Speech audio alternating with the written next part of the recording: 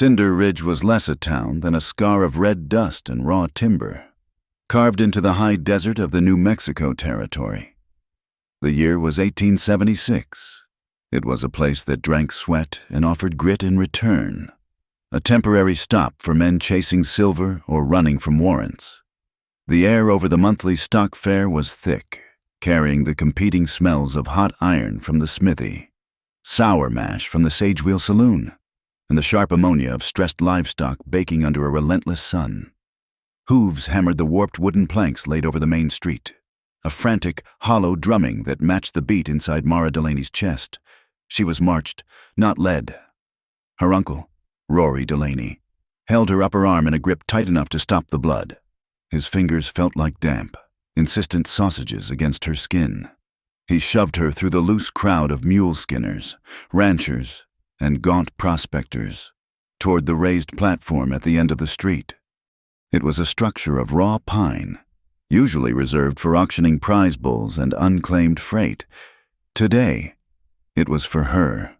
"This ain't personal, Mara," Rory breathed, his voice a wet rasp of cheap whiskey and self-pity, which only made the betrayal sharper. He avoided her eyes, focusing on the paper he clutched in his other hand. "Business is business. A man's got to clear his debts." He shoved her up the 3 steps, hard enough that she stumbled, catching herself on the corner post. The raw wood sent a splinter into her palm. She ignored the sting. She stood, exposed, her calico dress, worn thin as paper at the elbows, snapping in the dry wind. A strand of dull brown hair whipped across her face, stinging her cheek. She was 20 years old, but in that moment, she felt ancient and worthless, a piece of tack to be bartered. The crowd buzzed. They looked, some with a flicker of pity that died quickly, most with a flat, assessing curiosity. They were used to hardship. This was just another flavor of it. Rory Delaney cleared his throat, puffing out his chest. He waved the paper, an oil-stained ledger sheet detailing debts she had never incurred. Debts he had accumulated through bad whiskey and worse cards. "A binding note. Gentlemen," he shouted, his voice cracking. "A debt of labor owed by the Delaney line. I'm the last, and, well, she is the asset." A man stepped forward from the shade of the assay office. He was clean, too clean for Cinder Ridge. Silas Crowther. His boots were polished black, his coat a dark, heavy wool despite the heat, and a silver watch chain looped elegantly across his vest. He officially bought and sold freight contracts, but the whispers in the territory claimed he traded in things that were not listed on any manifest. He dealt in desperation, in souls bound by paper. Crowther mounted the first step, moving with a predator's unhurried grace. He stopped just below her, looking up. He smiled, a slow, reptilian parting of thin lips. He looked at her teeth first, then her hands, appraising the strength in her wrists. "A debt of labor, you say? Rory." Crowther's voice was smooth as oiled leather. "She looks strong enough for domestic work. I'll offer $50 against the note. A generous offer, considering she's unbroken." Rory licked his lips, a flicker of greedy disappointment in his eyes. "50, Silas. The note's for 200. She can cook, she can sew, she's baggage," Crowther countered, his smile not faltering. "And she comes with a temper. I'd wager that costs extra in training." He reached into his coat pocket and produced a small roll of bills. $60. Final. Or you can see if the bank in Santa Fe will take her for your mortgage." The crowd went still, holding its breath. This was the moment. The transfer of property. The closing of the deal. Mara squeezed her eyes shut, her fingernails digging into her own palms, the splinter breaking deeper. The shame was a physical weight, a hot, solid mass pushing the air from her lungs. She was cargo. Not anymore. The voice was not loud. It was low, hard, and quiet, yet it cut through the haggling and the heat like an axe through dry pine. It stopped Rory's eager reply cold. The words came from a man who had been standing near the water trough, quiet, watching the entire exchange with an unsettling stillness. He now moved from the shadows into the harsh, bleaching sunlight. He was tall, built of shoulders and solid muscle beneath a sun-faded blue shirt. His hat was pushed back, revealing a face carved by sun and wind, a face that held an exhaustion so deep it had settled into the lines around his eyes. This was Cole Ashford, the widower from Copper Hollow Ranch, a man known for raising 3 young children, prime cattle, and for speaking perhaps 50 words in an entire week. He moved to the foot of the platform. He ignored Silas. He ignored the restless crowd. He looked directly at Rory Delaney. "The debt," Cole said. "200, you said." Rory, startled by the interruption from a man of Ashford's standing, blinked. "Ashford, yes, $200. A fair price for—" Cole didn't let him finish. He reached into the pocket of his worn denims and pulled out a heavy leather pouch. He didn't count the coins. He didn't offer to negotiate. He tossed the bag. It landed on the platform planks with a sound as final as a coffin nail. A heavy, definitive thud of gold and silver. Coins spilled from the untied opening, glittering in the dust. "That clears his paper," Cole stated. His gaze, cold and flat as riverstone, finally shifted to Silas Crowther. Crowther's polite smile vanished, replaced by a tight-lipped fury. "Now, hold on. Ashford, this is poor business. We had an arrangement. A bid was accepted." "You had a negotiation," Cole said, his voice remaining low, unhurried, hard as the rimrock of the canyon north of town. "But you were bidding on a false premise. You were bidding on a person." He took one step closer, stopping at the very edge of the platform. He looked up, past Mara, to her uncle, who was already eyeing the spilled coins. "This here is the New Mexico territory. Rory, not some lawless roost. You sign a note, you owe the money. You can't sign another human soul over as collateral." Cole paused, letting the words settle in the dust-choked air. "That's called a coerced contract. It's fraud, and in any court worth its salt, it's weighted same as kidnapping."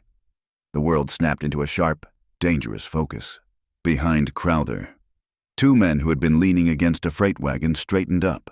They wore matching gray dusters and low-slung holsters. Their hands did not move fast, but they moved deliberately, drifting down to rest on the worn wooden grips of their pistols.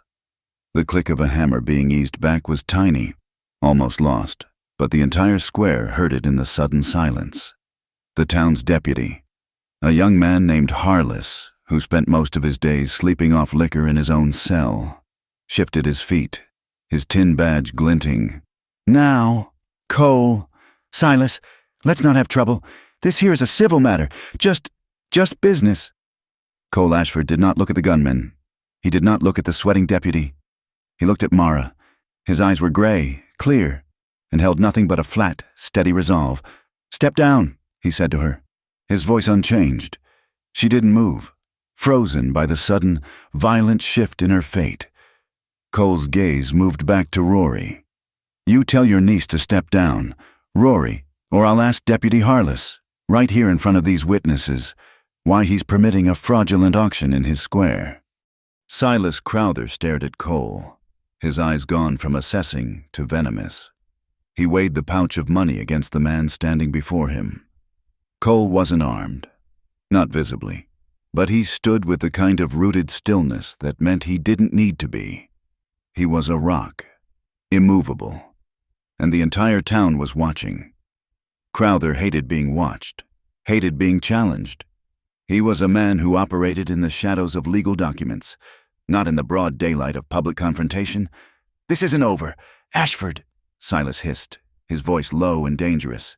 "It's over for today," Cole said. He nodded to the deputy, never taking his eyes off Silas. "You going to watch her walk away clear, Deputy Harless, or is the law in Cinder Ridge for sale?" "2." Harless, sweating profusely, finally found his voice, puffing up his chest. "Yes, that's right. The debt is paid. The matter is settled. Miss Delaney, you are free to go." Mara hadn't moved. She was paralyzed by the speed of it, by the raw transaction of her life passing from one man to another, and now, apparently, to no one. The wind gusted, harder this time. lifting a sheet of stinging red alkali dust and swirling it between the buildings. It stung her eyes, blurring the men below into harsh silhouettes. The sunlight cut through the gritty haze, catching the edge of the deputy's badge, the silver on Crowther's watch chain, the gold of the coins her uncle was now scrambling to gather. The light felt like a blade, stripping her bare, exposing the raw humiliation, the shame that had been rising in her throat for days, that had choked her silent on the long, miserable ride to Cinder Ridge, finally crested. It rose hot and bitter, and then, just as quickly, it broke.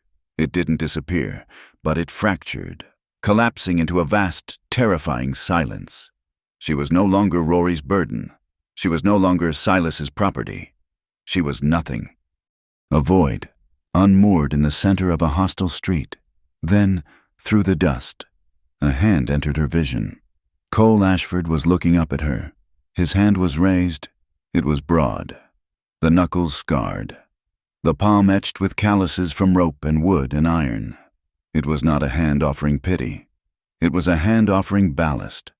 "Come with me," he said. Just 3 words. Not a question. Not quite a command. A statement of fact. Mara stared at that hand. It was another choice. Another master. She looked past him, at her uncle, who was stuffing the pouch into his coat, refusing to meet her gaze. She looked at Silas, who was watching her with a look of pure, predatory possession, as if she were a prized horse that had temporarily slipped its rope. He was not finished. She took a breath, the first one that felt like her own. It tasted of iron and dust. She hesitated, just half a second, the pivot of a life balanced on the edge of a splintered plank. Then Mara Delaney reached down and took his hand. Her fingers closed around his, a desperate, sudden grip, like a drowning woman seizing the splintered gunwale of a boat in a storm. His hand closed instantly, strong and immediate, and he pulled her steady as he helped her down from the block. He did not let go. He turned, and with her hand still held firmly in his, he began to walk toward the livery, leaving the square, the money, and the stunned silence behind. The ride to Copper Hollow Ranch was 8 miles of silence, broken only by the steady clop of the horse's hooves and the rhythmic jingle of the wagon harness. Mara sat on the hard wooden bench, her hands knotted in her lap, the splinter in her palm a dull, throbbing ache. She was still vibrating with the shame of the platform, the feel of Silas Crowther's assessing eyes, the memory of her uncle's sweaty, dismissive grip. Cole Ashford did not speak. He drove the wagon with an economy of motion, his gaze fixed on the broken, juniper-studded landscape. He was a presence, not a companion, a solid mass of denim and sun-baked leather who had, for reasons she could not fathom, just spent $200 on her. The sum was staggering. It made her feel less saved and more indebted, just a different kind of property. They left the dusty track of the main road and turned onto a narrower trail that wound up into a shallow canyon. The air grew cooler, sharper. The smell of the low, dusty sagebrush gave way to the clean, resinous scent of pine and juniper. The canyon walls rose, red and ochre, and then the trail opened up. Copper Hollow Ranch sat in a wide basin, protected by the steep flank of Juniper Mesa. It was not a pretty place, but it was a solid one. The house was built of thick, dark logs, chinked with pale mud, with a deep porch running the length of it. The fences were not whitewashed, but were made of weathered gray cedar posts and rails, straight and strong. A thin curl of pine smoke rose from the stone chimney, a signal of life that made her stomach tighten. As the wagon creaked to a stop, the front door opened. 3 children spilled out onto the porch, stopping in a line as if awaiting inspection. Cole set the brake and wrapped the reins. He did not look at Mara. "We're home," he said, and swung down from the wagon. Mara stayed, her muscles locked. Home. The word felt like a lie. The children watched her. The oldest, a boy of about 10, stood with his arms crossed. He had his father's gray eyes and a stillness that was unnatural for a child. Beside him, a girl of 7, with fiery red braids and a fiercely freckled face, planted her hands on her hips, looking exactly like a miniature, judgmental landlady. the smallest, a girl of maybe 4, hid behind her brother's legs, clutching a stained cloth doll. All she could see of this one was a tumble of dark hair and one wide, dark eye. Cole mounted the porch steps.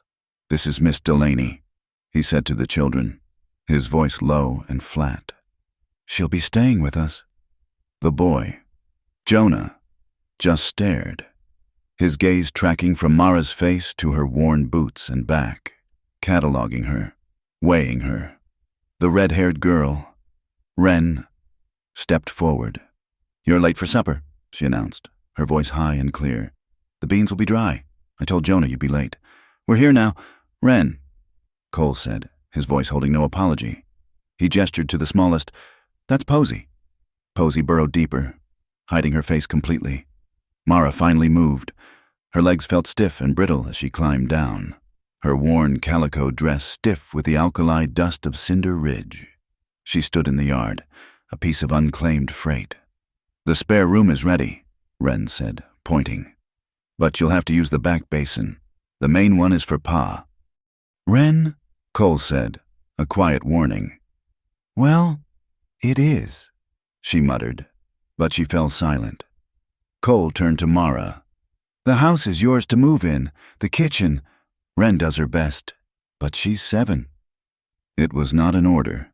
It was a statement of fact, an opening. It was the first solid thing she had to hold on to, a purpose.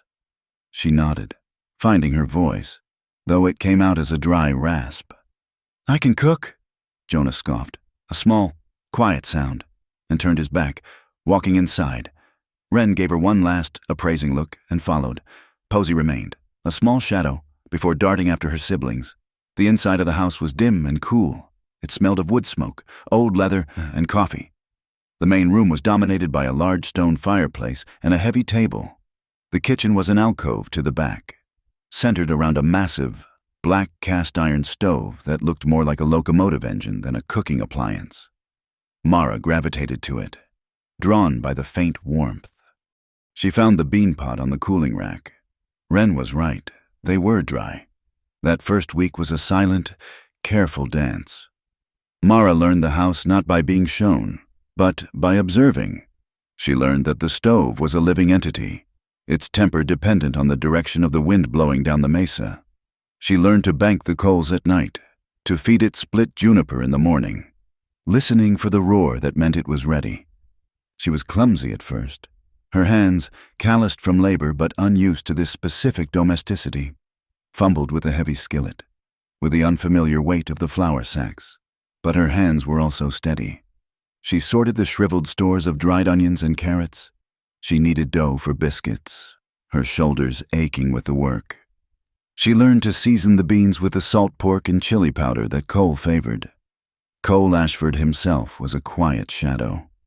He rose before the sun, his movements precise, and was gone with the horses before she even had the coffee boiling.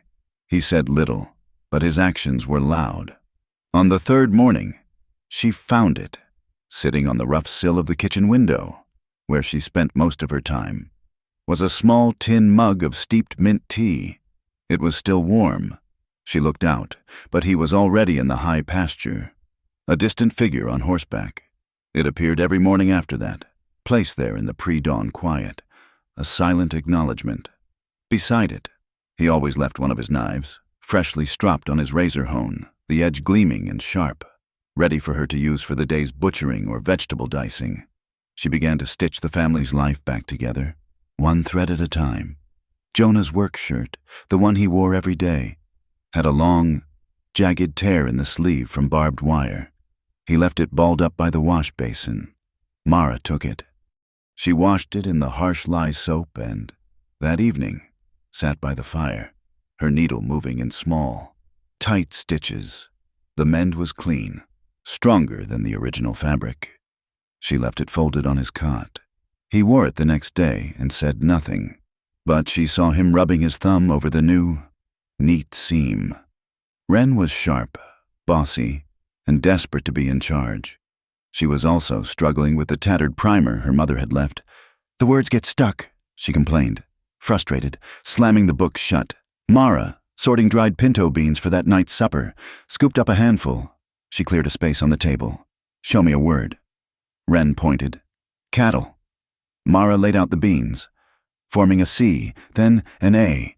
Wren watched, her critical expression slowly shifting to one of intense focus. They sat there for an hour, the smell of the beans raw and dusty in their hands. As Mara taught her to spell horse and water and wren, Posey was the hardest. The 4-year-old was a ghost, communicating in shy whispers to her doll. She spent her days on the porch, arranging a collection of smooth, pale river stones. Mara watched her for 2 days. Then, on the 3rd, she sat on the dusty step near her. She didn't speak, just picked up a stone. She took another, laying them out in the dirt. An A. Posey looked at her, her dark eyes wide. Mara picked up another, a P. Posey's small, dirt-caked finger reached out and gently touched the second letter. Posey, Mara whispered. Posey smiled, a tiny, sudden flash of light, and placed one of her own stones beside Mara's, beginning an O. The evenings were the quietest. The sun would drop behind Juniper Mesa, painting the sky in violent shades of orange and purple. The ranch would settle. The only sounds were the creak of the well winch, the distant, mournful lowing of the cattle settling for the night, and the scrape of forks on tin plates. Cole would sit on the top rail of the corral, a ledger book in his lap, counting the new calves, his lips moving silently. Mara would often stand on the porch, learning to read the sky. She learned how a ring around the moon meant moisture, how the mare's tail clouds streaming from the west meant wind by morning. She was learning the language of this place, a language that had nothing to do with words. The outside world intruded only once. Cole needed supplies from Cinder Ridge. Mara had to go with him. She was the one who knew the kitchen stores. The moment they stepped into the mercantile, the talk stopped. Alma Reyes, the proprietor, paused, her hand halfway to a bolt of cloth. The men at the pickle barrel went silent. Then the whispers started. That's her, the one Ashford bought. $50, I heard. $200, another corrected, his voice full of greasy speculation. Paid Rory Delaney straight out. Mara felt the heat rise in her face, the same suffocating shame from the platform. Her hands tightened on the empty burlap sack she held. She felt the urge to turn, to run, to hide in the wagon.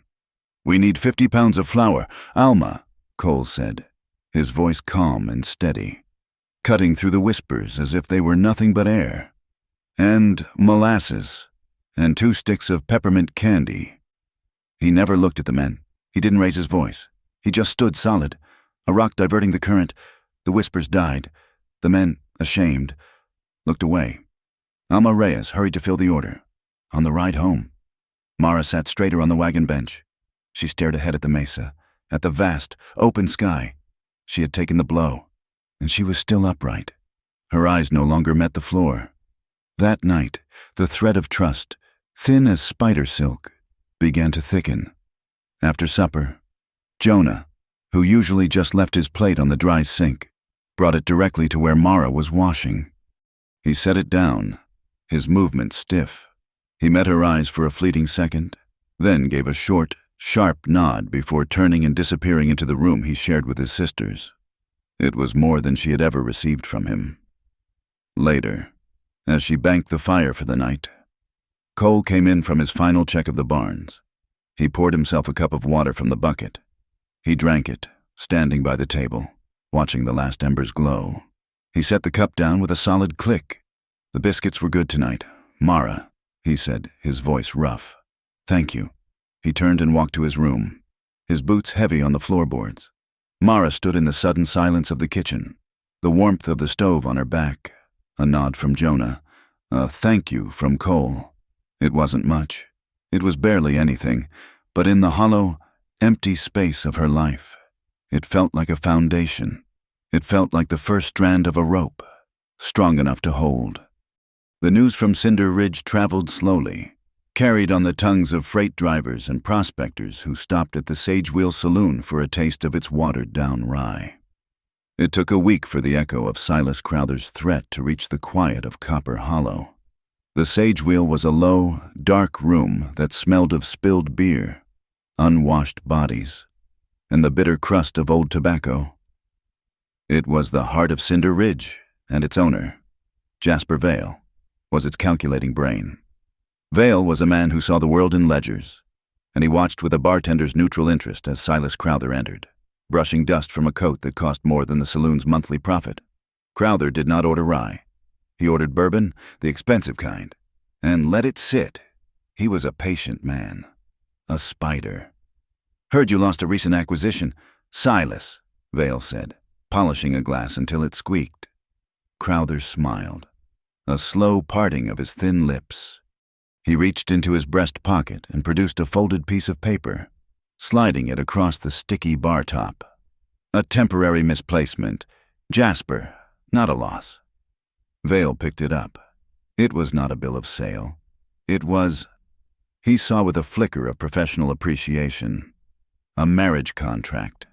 It purported to be an agreement between Rory Delaney and Silas Crowther, signed 6 months prior, granting his niece Mara's hand in exchange for the clearing of all Delaney debts, present and future. The ink was dark, the signatures precise. It was a flawless piece of fiction. Rory Delaney was a desperate fool, Crowther said softly, finally picking up his glass. He signed his asset over twice, first to me, then to the widower's charity. But the law respects the prior claim, and this one, he tapped the paper, is prior. Ashford won't see it that way, Vale noted, folding the paper and sliding it back. Ashford will see it anyway I tell him to.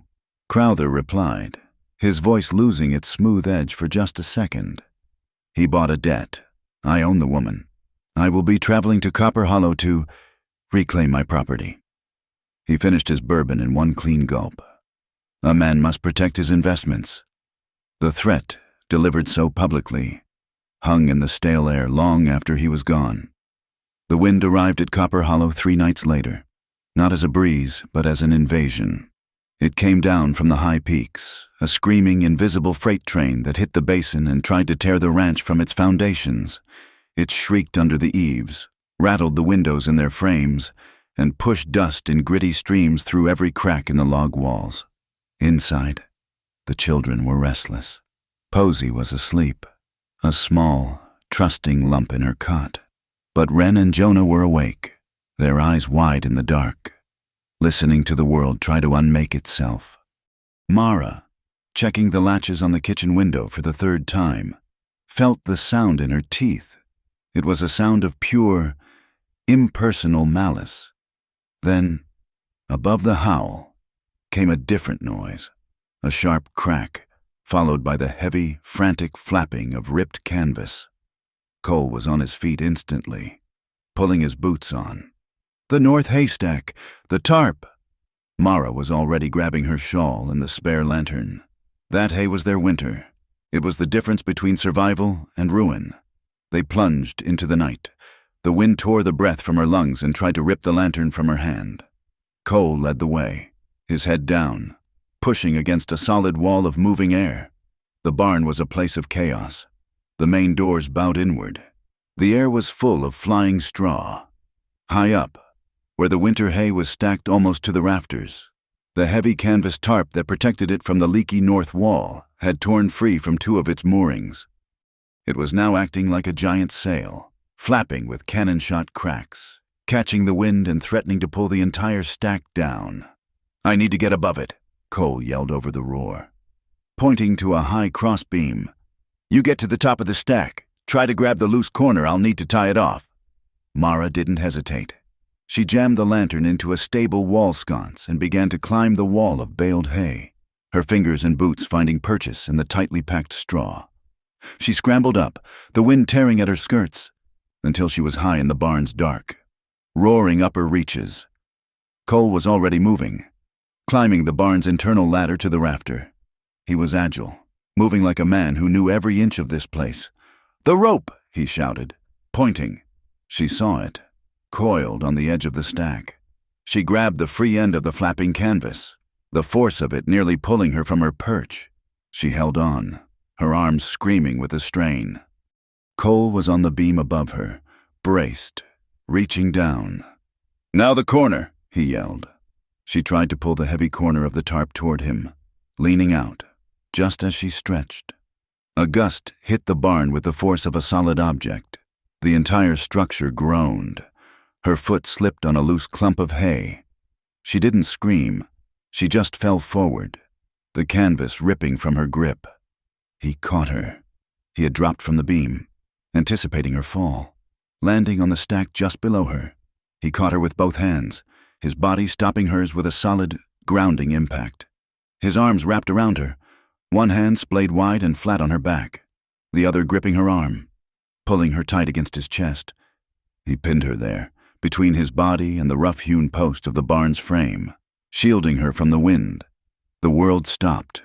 The roar of the storm faded, replaced by the thud of her own heart and the sudden, shocking proximity of him. She was pressed against him, her face buried in the rough fabric of his shirt.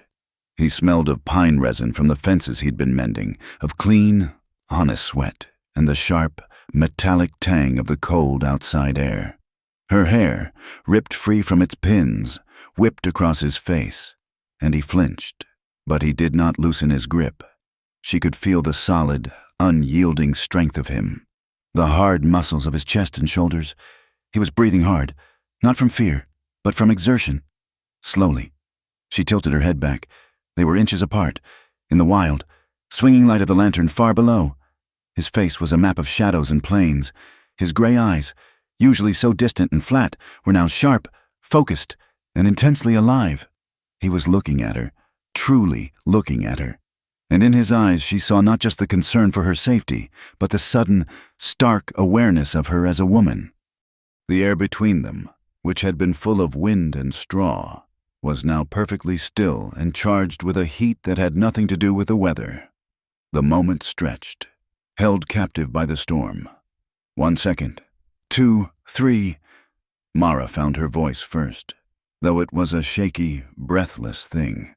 She pushed lightly against the wall of his chest. "I don't need saving." His gaze didn't waver. His grip on her arm tightened for just an instant. Not in anger, but in emphasis. His voice was lower than the wind, a rough gravel.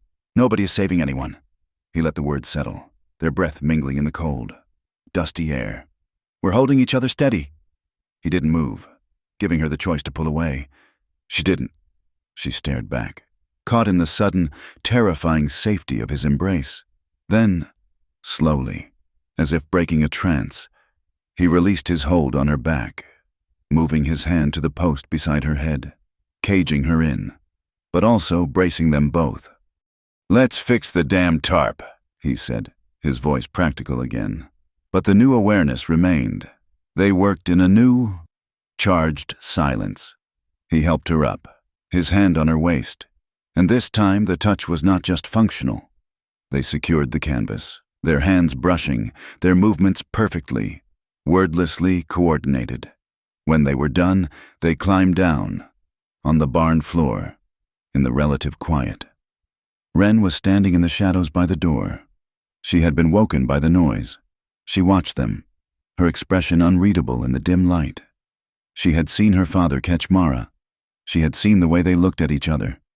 She didn't understand the adult current that had just passed between them, but she recognized the shape of it. As they stamped the dust from their boots and headed back to the house, Wren smiled, a small, secret smile, and crept back to her bed. In the main room, Posy was asleep on the big armchair, her face peaceful, her cloth doll clutched to her chest.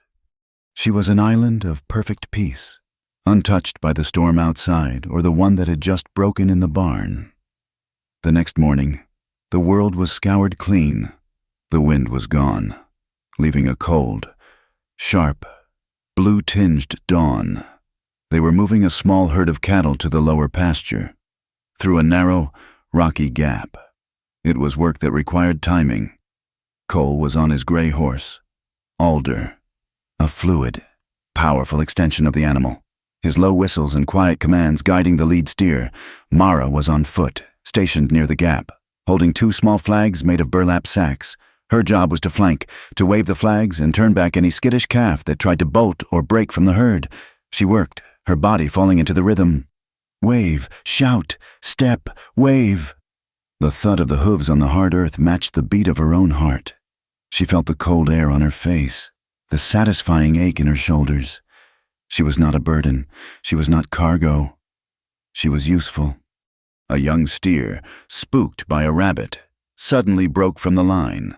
Mara moved without thinking, scrambling over a tumble of granite rocks to head it off. Her boot slipped on the loose scree. She threw out a hand to catch herself, her palm landing hard on a sharp-edged rock. She hissed, a sharp intake of breath. The steer, turned by her sudden movement, bounded back to the herd. Cole was off his horse in an instant, striding toward her. "You hurt. I'm fine," she said, pulling her hand back, shaking off the sting. She pushed up the sleeve of her dress, which had snagged on the rock, to check the new, bleeding scrape on her forearm. As she did, the motion revealed her inner wrist. There, pale and stark against her skin, was a thin, silvery white scar. It was old, perfectly round, a bracelet of ruined skin. It was not a scar from a rock or a wire. It was the mark left by a rope, tied tight, for a very, very long time. Cole stopped. His gaze dropped from her eyes to the scrape, and then to the old scar just below it. He went utterly still. His face, usually so controlled, tightened. A flicker of something cold and lethal passed through his eyes. He didn't have to ask. He understood what it meant. He said nothing about it. He looked at the fresh cut, which was bleeding freely onto the rock, wordlessly. He unknotted the clean blue bandana from his own neck. He stepped closer, took her arm gently, his touch surprisingly careful. He wrapped the cloth not over the old scar, but over the new wound, covering the blood. His fingers were rough, but his movements were efficient and steady. He tied the knot firmly, his gaze fixed on the task. The gesture was protective, covering the new wound while silently acknowledging the old one. That night, after the children were in bed, they sat on the porch. The air was calm, the sky a vast spill of stars. They were cleaning tack, the methodical work a comfort, the smell of saddle soap and leather filling the quiet. Mara spoke first, her voice low, directed at the darkness of the mesa. "It wasn't just cards, my uncle." Cole didn't stop the steady, circular motion of his hand rubbing oil into a bridle.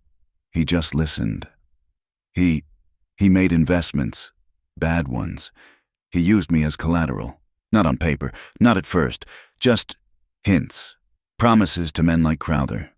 He'd borrow against my future. The word tasted like ash. He said I was the only thing of value he had left, that day at the auction. That was just the first time he'd said it out loud. Cole finished the bridle. He set it down. He leaned back in his chair, the wood creaking. He was silent for a long time, looking at the same stars she was. "My wife, Elara," he said, his voice flat, factual. "She knew this land, better than I do. She was born on it." Mara turned, surprised. He never spoke of her. She was mending a fence line, up on the north ridge, near where you were today. A summer squall came up, fast, like last night, lightning. Her horse spooked, slipped on the wet rock, broke its leg. She was pinned under it. He stopped, his throat working. By the time I found her, it was too late. The cold. He took a breath. She was tough, tougher than me. But the land doesn't care how tough you are. It doesn't care what you've promised. It just is. He wasn't telling a sad story. He was stating a fact. He was sharing a scar of his own. Mara looked down at the blue bandana, now washed and tied around her own wrist. They sat in the quiet. Two people marked by forces beyond their control. A treacherous family, a treacherous territory. They understood each other, in that moment, in a way that required no more words. They were just two people, holding steady. The truce was fragile, and it was broken by paper before it was broken by fire. In Cinder Ridge, Silas Crowther and Jasper Vale finalized their partnership over a bottle of bourbon, the same bottle Crowther had left untouched weeks before. Vale, with his ledger-sharp mind, saw the angles. Cole Ashford had paid a debt. That transaction was clean, but the marriage contract Crowther had forged was a different, stronger claim. Ashford paid what Rory Delaney owed the bank, Vale reasoned. His fingers steepled. He bought a mortgage note. But this contract, Silas, this is a claim of prior attachment. It establishes your rights to Delaney's assets in exchange for clearing all his other, more personal debts. Debts I happen to hold. And the girl is the asset. Crowther finished, his voice slick. Precisely. It's a property dispute. They drew up the papers. It was a formal complaint, a writ of replevin, the kind used to repossess livestock or farm equipment. But the item listed for repossession was one adult female, Mara Delaney, held as secured property against a binding marriage and debt contract. They took it to Sheriff Deke Mullen.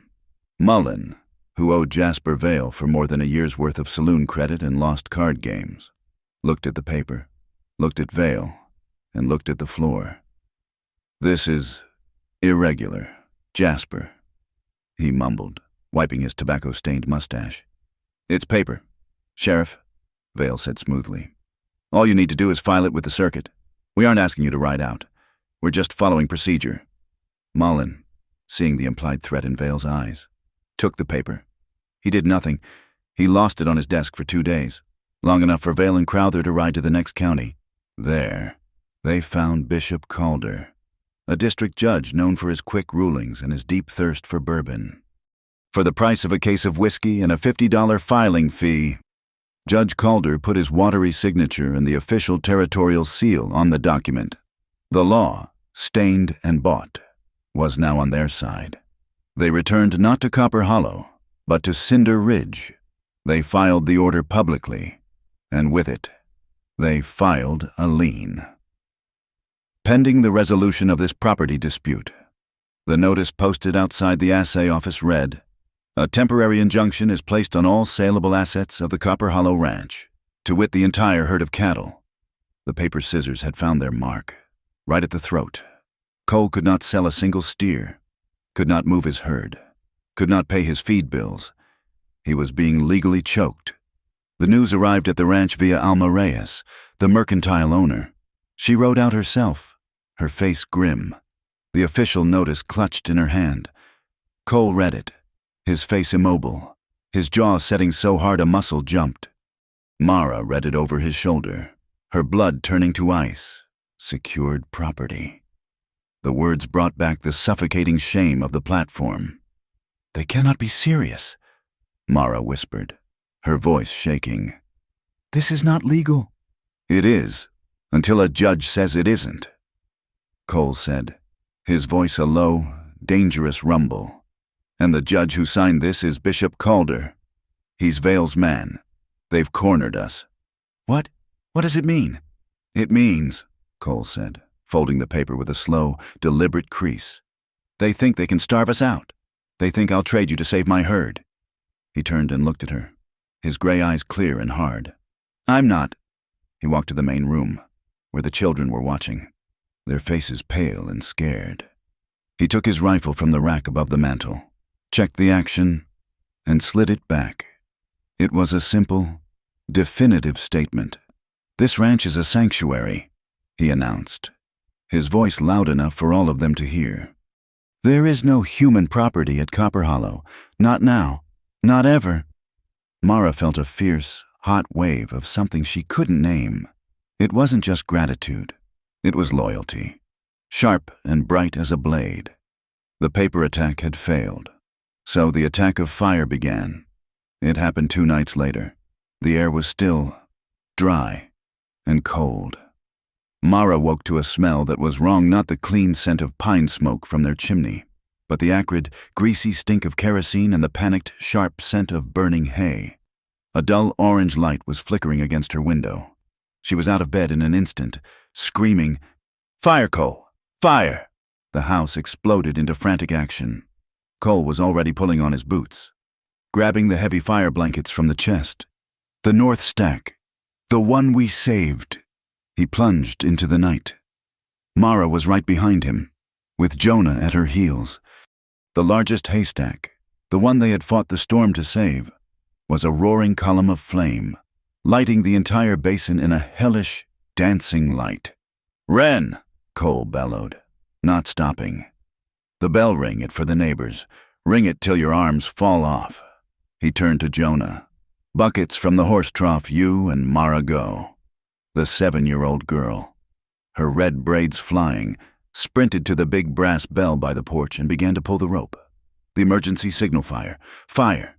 Fire clanging frantically into the night, a desperate plea for help. Jonah and Mara grabbed buckets, plunging them into the low trough. They ran, the icy water sloshing, and threw their pitifully small offerings at the base of the inferno. The water hissed, turning to steam, barely making a dent. "Don't aim for the top," Cole yelled, already soaked in sweat, his face grimed with soot. He was using a wet blanket, beating at the edges, trying to stop the spread. "Keep the ground wet. Stop it from reaching the barn." Mara and Jonah fell into a desperate rhythm. Scoop, run, throw, return. Her lungs burned. Her eyes streamed from the smoke. The heat was a physical blow, blistering her face. But she didn't stop. Jonah, his face a mask of pale, grim determination, matched her step for step. Cole, seeing the ground fight was being lost, changed tactics. "The fire break, Jonah. Keep the ground wet by the barn doors, Mara. With me, we have to cut it off." He ran to the tool shed and grabbed 2 heavy, wet-handled shovels, tossing one to her. He pointed to a patch of dry grass between the burning stack and the smaller, vital stack of winter feed. "Dig down to the dirt, throw it on the fire now." They dug like madmen, their shovels biting into the hard-packed earth, scraping on rock. They tossed shovelfuls of dirt onto the spreading edges of the fire. It was brutal, back-breaking work, a race against the wind and the insatiable hunger of the flames.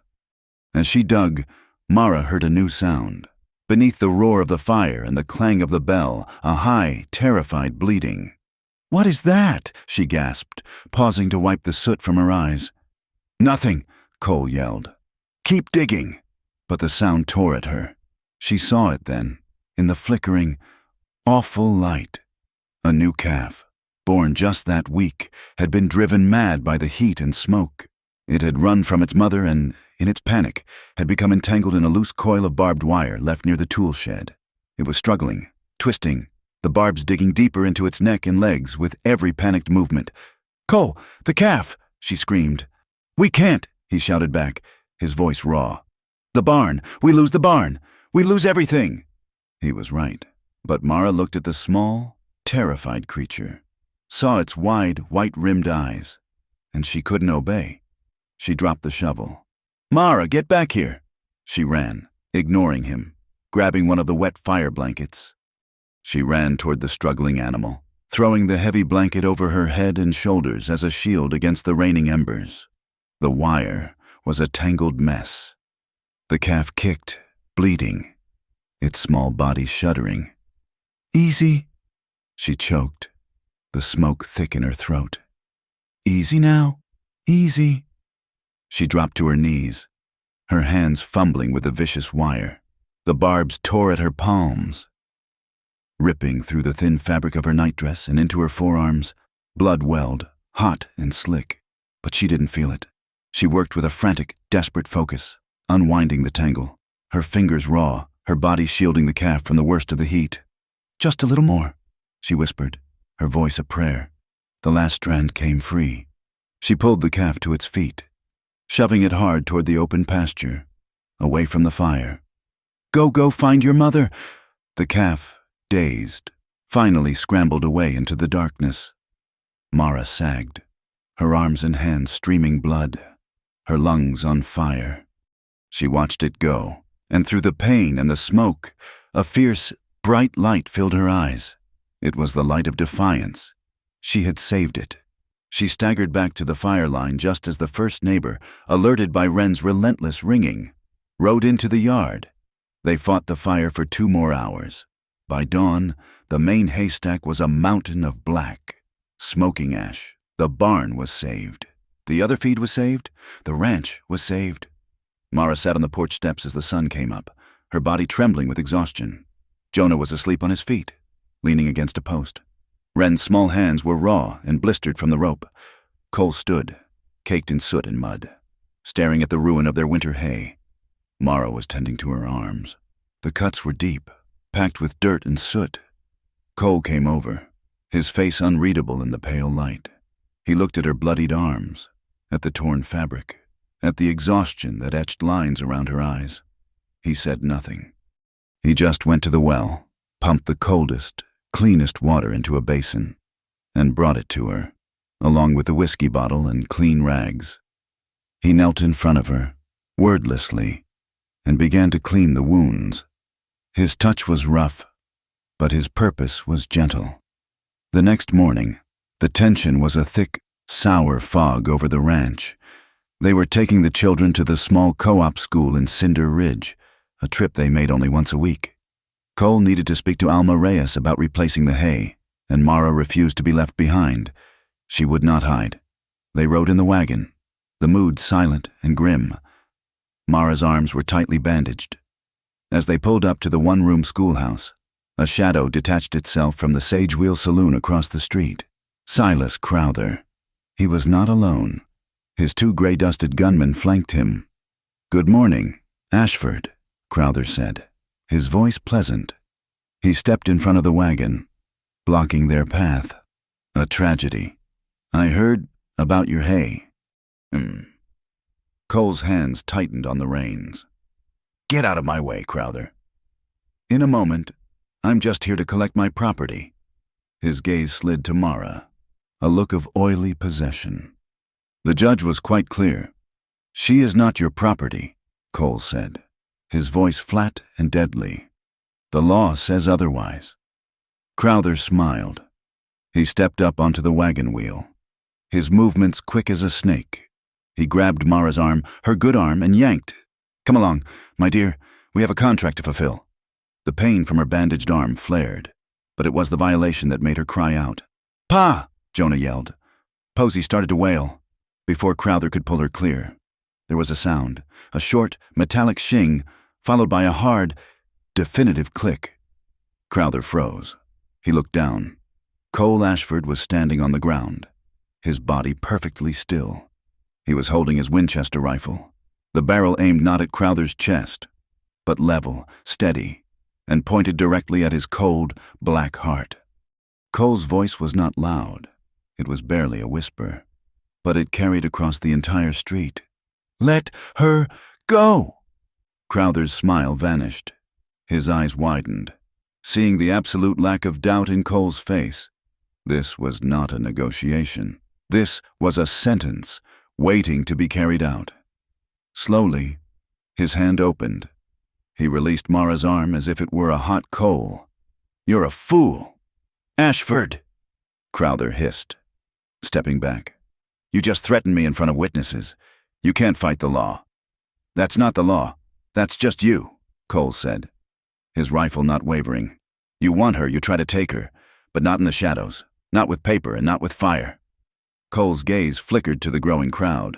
The schoolteacher, Alma Reyes in her doorway, the smithy. "You want to make this claim," Cole said, his voice rising, clear and carrying. "You do it in front of everyone. Founders Day, in the square. You bring your paper. I'll bring the truth. We'll let the town decide what's right." Crowther stared at him, his face a mask of controlled fury, a public challenge. He hated it. But he also saw the opportunity, a public humiliation for Ashford. He nodded, a sharp, reptilian dip of his head. "Founders Day, you're on." He and his men backed away, melting into the shadows of the saloon. Cole lowered the rifle. He reached up and, his hand shaking almost imperceptibly, helped Mara straighten her shawl. The unspoken duel had been set. Silas Crowther was not a man who waited for his enemies to make a mistake. He manufactured their mistakes for him. Founders Day was still 5 days away, but he had no intention of letting Cole Ashford arrive with his dignity intact. A public confrontation was a risk. A man broken beforehand was a guarantee. Cole had to move his assets. The lean froze the sail of his main herd, but it did not, and could not, stop him from grazing them. He had a small herd of 20 heifers, heavy with calf, that needed to be moved from the lower pasture, which was drying out, to a high meadow spring hidden in a fold of juniper mesa. It was a narrow, treacherous track through a canyon known as Juniper Split. He could not leave Mara and the children at the ranch. The fire had proven the hollow was no longer safe. They all had to go. They set out just after dawn. Cole rode his powerful gray. Alder, his rifle in its scabbard. Jonah, now his father's quiet shadow, rode a steady-footed mule. Mara, her bandaged arm stiff but functional, drove the buckboard, with Wren and Posey nestled among the supply sacks. Juniper Split was a deep, red rock scar in the earth, barely wide enough for the wagon. The walls rose sheer on both sides for 100 feet. Echoing the clatter of the wagon wheels and the lowing of the heifers, Cole and Jonah drove ahead. The air was cool, the silence profound. The sound began as a vibration in the soles of their boots, a low thrum that grew into a rumble. It was not thunder. Cole, his head already up, reined Alder in so hard the horse snorted, dancing on the stones. "Stampede!" he roared, his voice cracking like a whip in the narrow space. "Mara, the alcove to your left, get in it." Mara saw it, a shallow bay in the rock wall, a small cave carved by ancient water, barely 10 feet deep. She didn't hesitate. She hauled on the wagon reins, screaming at the mule, backing the buckboard into the cove with a crash of splintering wood as the wheel struck stone. The rumble became a roar. A wall of dust and horns filled the canyon mouth. It wasn't Cole's small herd. It was a wave of wild-eyed range steers, dozens of them, their hoofs sounding like artillery. And behind them, barely visible in the dust, were 2 riders, pushing them, firing pistols into the air to drive them faster. This was not an accident. This was an ambush, designed to separate them, to crush the wagon, to trample and scatter them in the panic. Cole and Jonah were higher up the trail, trapped on a narrow ledge above the canyon floor. "Stay put! Jonah!" Cole yelled, drawing his rifle, "in the alcove." The noise was deafening. Posey was rigid, her face buried in her doll, a single, silent tear tracking through the dust on her cheek. Wren was shaking, her eyes wide with a terror that was beyond screaming. The wagon offered some protection, but the lead steers, seeing the shallow opening, might try to veer into it, crushing them all in their panic. "Get to the back." Mara shoved Wren and Posey into the deepest part of the cave. "Get behind the flour sacks. Cover your heads. Do not look." Her heart was a trapped bird, beating against her ribs so hard it hurt.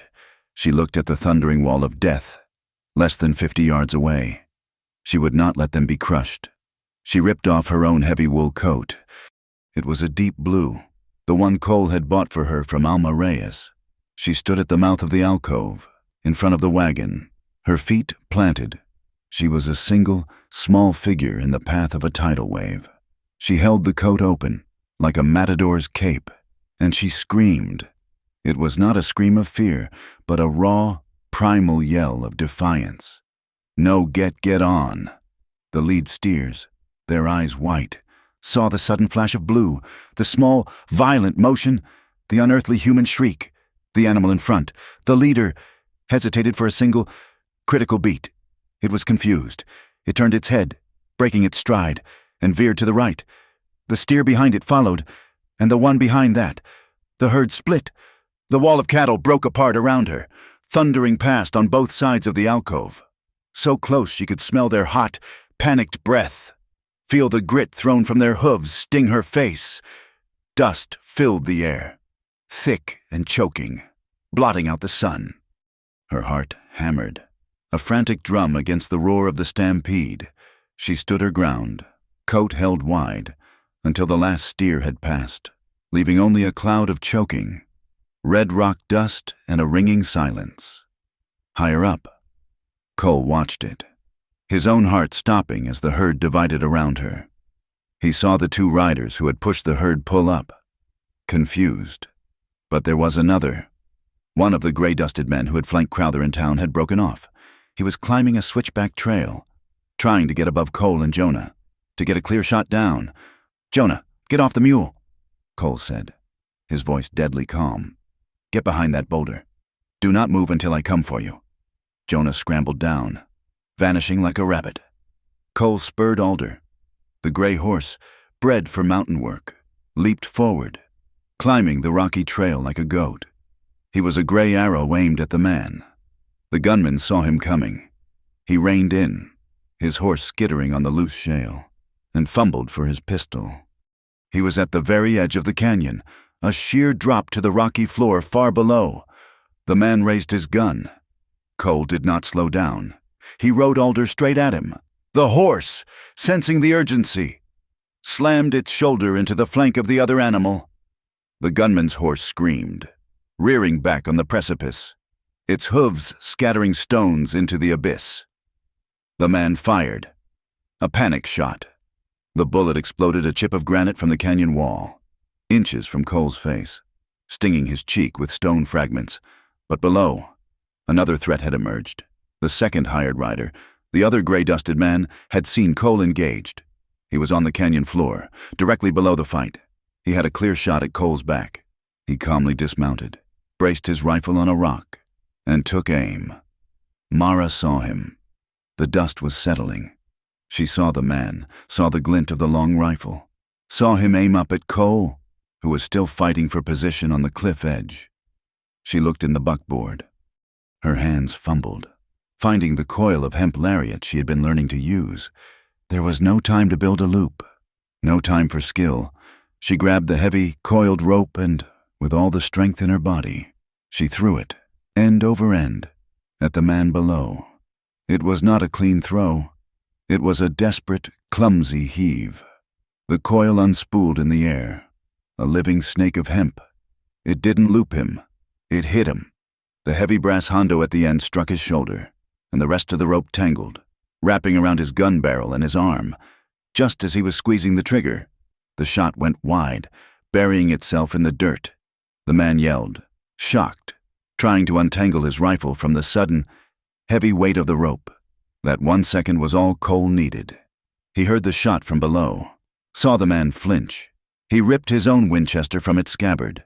He ignored the man on the cliff edge, who was still fighting his terrified horse.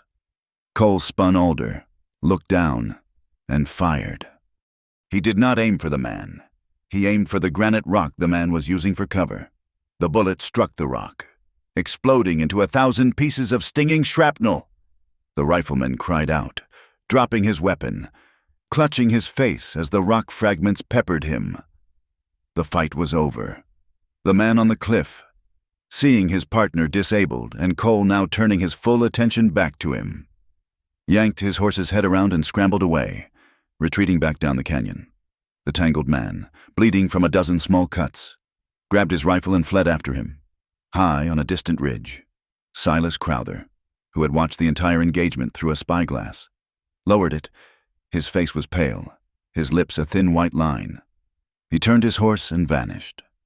Silence, thick and absolute, fell on Juniper Split.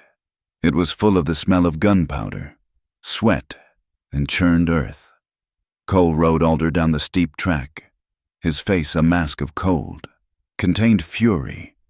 He dismounted before he even reached the alcove. Striding toward Mara, he looked at her, at the blue coat still clutched in her white-knuckled grip, at the rope trailing from her hand into the dust. He looked at Wren and Posey, who were now creeping out from behind the sacks, their faces streaked with tears and dirt. He didn't speak. He just reached out and his hand, shaking with adrenaline, touched her shoulder, as if to confirm she was real. Jonah ran up, his face pale but his eyes blazing. "You hit him, Pa, and Mara. She roped him." Before Cole could answer, a new sound echoed in the canyon, the lazy, unhurried clip-clop of a single horse. Sheriff Deke Mullen rounded the bend, his hand on his saddle horn. He surveyed the scene, the backed-in wagon, the pale-faced family, the lingering dust, the rope on the ground. "Morning. Cole, Mara," he said, his voice entirely too calm. "Heard some shots. Sounded like a rockfall." He looked at Cole's rifle, still hot in his hand. "Everything peaceful out here." Cole stared at the sheriff. He saw the man's clean shirt, his unhurried eyes. He had been close. He had been waiting. He had waited until the shooting was over to make his appearance. In that moment, Cole understood with perfect, cold clarity. The law in Cinder Ridge was not just broken. It was owned. It was a tool. Just like the forged lien, just like the kerosene, just like the stampede, just some spooked cattle. "Sheriff," Cole said, his voice flat and empty. "It's all peaceful now." "Good to hear," Mullen said, tipping his hat. He didn't ask about the hoof prints from the stampede. He didn't ask about the ejected shell casings. He just turned his horse and trotted slowly away. They retreated. They did not go to the high pasture. They turned the buckboard around, gathered their heifers, and went back to the hollow. The long way. They had survived, but they had not won. They had only survived. That night, the house was silent. No one ate. The children, too frightened to be in their own room, were bundled in blankets near the fireplace. The lean, the fire, and now the ambush. They were 3 walls of a cage, and they were closing in. Cole sat at the kitchen table, cleaning his rifle. The methodical scrape of the cloth, the only sound. Mara was staring into the cold fireplace. Wren, who had been sitting on her stool, clutching her primer, finally spoke. Her voice, small and clear, cut the dark. "He uses paper," she said, looking at the lien nailed to the wall. "Silas, he uses bad words on paper to hurt us." Mara looked at her, her exhaustion momentarily forgotten. Wren picked up her slate and the small piece of chalk. If writing can be a bad thing," she said, her 7-year-old brow furrowed in concentration. "It can be a good thing, too, right?" She looked at Mara, her eyes desperate for confirmation. "If writing can save people, I'll write down what he did." Mara felt a sudden, sharp intake of breath from the mouth of a child. She looked at Cole. His hands had stopped moving on the rifle. "Yes, Wren," Mara said, her voice finding a new, hard strength. "You will. We all will." The plan shifted. Cole's rifle could stop a man for a minute, but it could not stop a judge's signature. It could not stop a lie on a piece of paper. The sword had failed. It was time for the pen. Mara went to her small trunk and pulled out the tattered bill of sale her uncle had tried to use. Cole got his ranch ledger, the one detailing the hay he had bought, the hay that was now ash. He got the warning notice from Alma Reyes. They spread the documents on the kitchen table under the single kerosene lamp. A map began to emerge, connecting the seemingly separate events. A line from Rory Delaney's debts to Jasper Vale. A line from Vale's saloon credit to Sheriff Mullen. A line from Silas Crowther's forged marriage contract to the bought and paid for signature of Judge Bishop Calder. It was not a series of attacks. It was a conspiracy, a spider web of corruption, with Vale and Crowther at its center. And she was the bait they were using to steal Copper Hollow. "They think we're just ranchers," Cole said, his finger tracing the line from Calder's name to Vale's. "They're wrong." They were no longer just surviving. They were fighting back. The ambush at Juniper Split had been 3 days prior, but the metallic tang of gunpowder and fear still lingered in the air. A high, thin vibration that set everyone's teeth on edge. The fragile piece of the hollow was gone. Then the sky, which had been a merciless, dusty bowl, finally broke. It was not the violent, tearing wind of the false storm. This was a real, soaking rain. It began in the late afternoon, a slow, gray drizzle that deepened as night fell, drumming on the cedar roof with a steady, liquid rhythm. It was a blessing. It dampened the fire risk, filled the water barrels, and, most importantly, it walled them in. The sound of the rain was a curtain, sealing the small log house in a cocoon of isolation, a temporary fortress against the world of Silas Crowther and his paper lies. Inside, the house was hushed. The relentless, exhausting tension of the past weeks, climaxing in the canyon, had finally been broken by the soothing, monotonous sound. The children, who had been sleeping in fits and starts, their nights plagued by muffled cries and waking terrors, were deeply, blessedly asleep. Jonah, his face wiped clean of its adult worry, breathed in a steady rhythm from his cot. Wren lay tangled in her quilt, her primer resting on her chest, and Posy, her small body curled around her cloth doll, had surrendered completely. The main room was dark. The lamps were out. The only light came from the kitchen hearth. The fire had been banked hours ago, the logs long since consumed, but the deep bed of oak coals remained. It breathed, a slow, deep, pulsing red glow that cast shifting, warm shadows on the log walls and the low-beamed ceiling. Mara sat at the kitchen table, her back to the hearth. Cole sat across from her. The map of their new war, the web of paper connecting Vale and Crowther, lay rolled on the mantel. For tonight, the planning was done. She had her arms on the table, palms down. The cuts from the barbed wire, earned in the fire, had been torn open anew. First by the struggle in the wagon, and then again by the rough, desperate grip she'd had on the lariat in the canyon. The bandages were stiff, the cuts beneath them throbbing in time with the rain. Cole stood, the scraping of his chair loud in the quiet room. He went to the dry sink and returned with a basin of clean water, the small brown bottle of carbolic, and a roll of fresh linen. He sat down, not opposite her, but next to her, at the corner of the table. He moved his chair so he was angled toward her, their knees almost touching. "Your arms," he said. It was not a request. She didn't argue. She was too tired, and the steady ache had become a distraction. She extended her right arm, placing it on the table between them. He brought the lamp closer, but the yellow light was harsh, casting sharp, ugly shadows. He frowned, and with a quiet scrape, he pushed the lamp back to the center of the table. He turned, shifting his chair again, pulling her arm gently with him, until they were both illuminated only by the soft, breathing red of the coals. The light was kinder. He unwrapped the soiled bandage with a slow, careful peel.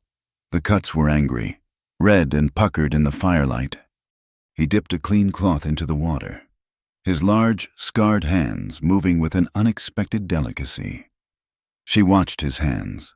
She had seen them grip reins, swing an axe, and steady a rifle. They were rough hands, the knuckles scarred, the palms thick with calloused ridges. They were the hands of a man who wrestled a living from rock and timber. But the way he touched her skin was a contradiction. His thumb anchored her wrist, his grip firm and steady, but the fingers holding the wet cloth were impossibly light. He didn't scrub. He didn't probe. He brushed, his touch so gentle it was barely a whisper against her skin. He cleaned the edges first, his movements efficient, knowing. He avoided the raw center, saving it for last, as if he knew by heart the precise geography of her pain. He was tending a wound, not just cleaning it. Mara watched his head, bent in concentration. The firelight played on the planes of his face, emphasizing the hard line of his jaw and the exhaustion etched around his eyes. He was entirely focused on his task, on her. A shiver, sudden and violent, seized her. It started low in her back and shot up her spine, a tremor that shook her shoulders and made her draw in a sharp, quiet breath. It was not the cold. The hearth was warm, and the rain had sealed the drafts. It was not fear. She had stood down a stampede and felt less shaken than she did in this moment. It was the touch. It was the profound, startling intimacy of this simple, practical act. She tried to remember the last time someone had touched her with such focused, gentle care. She could not.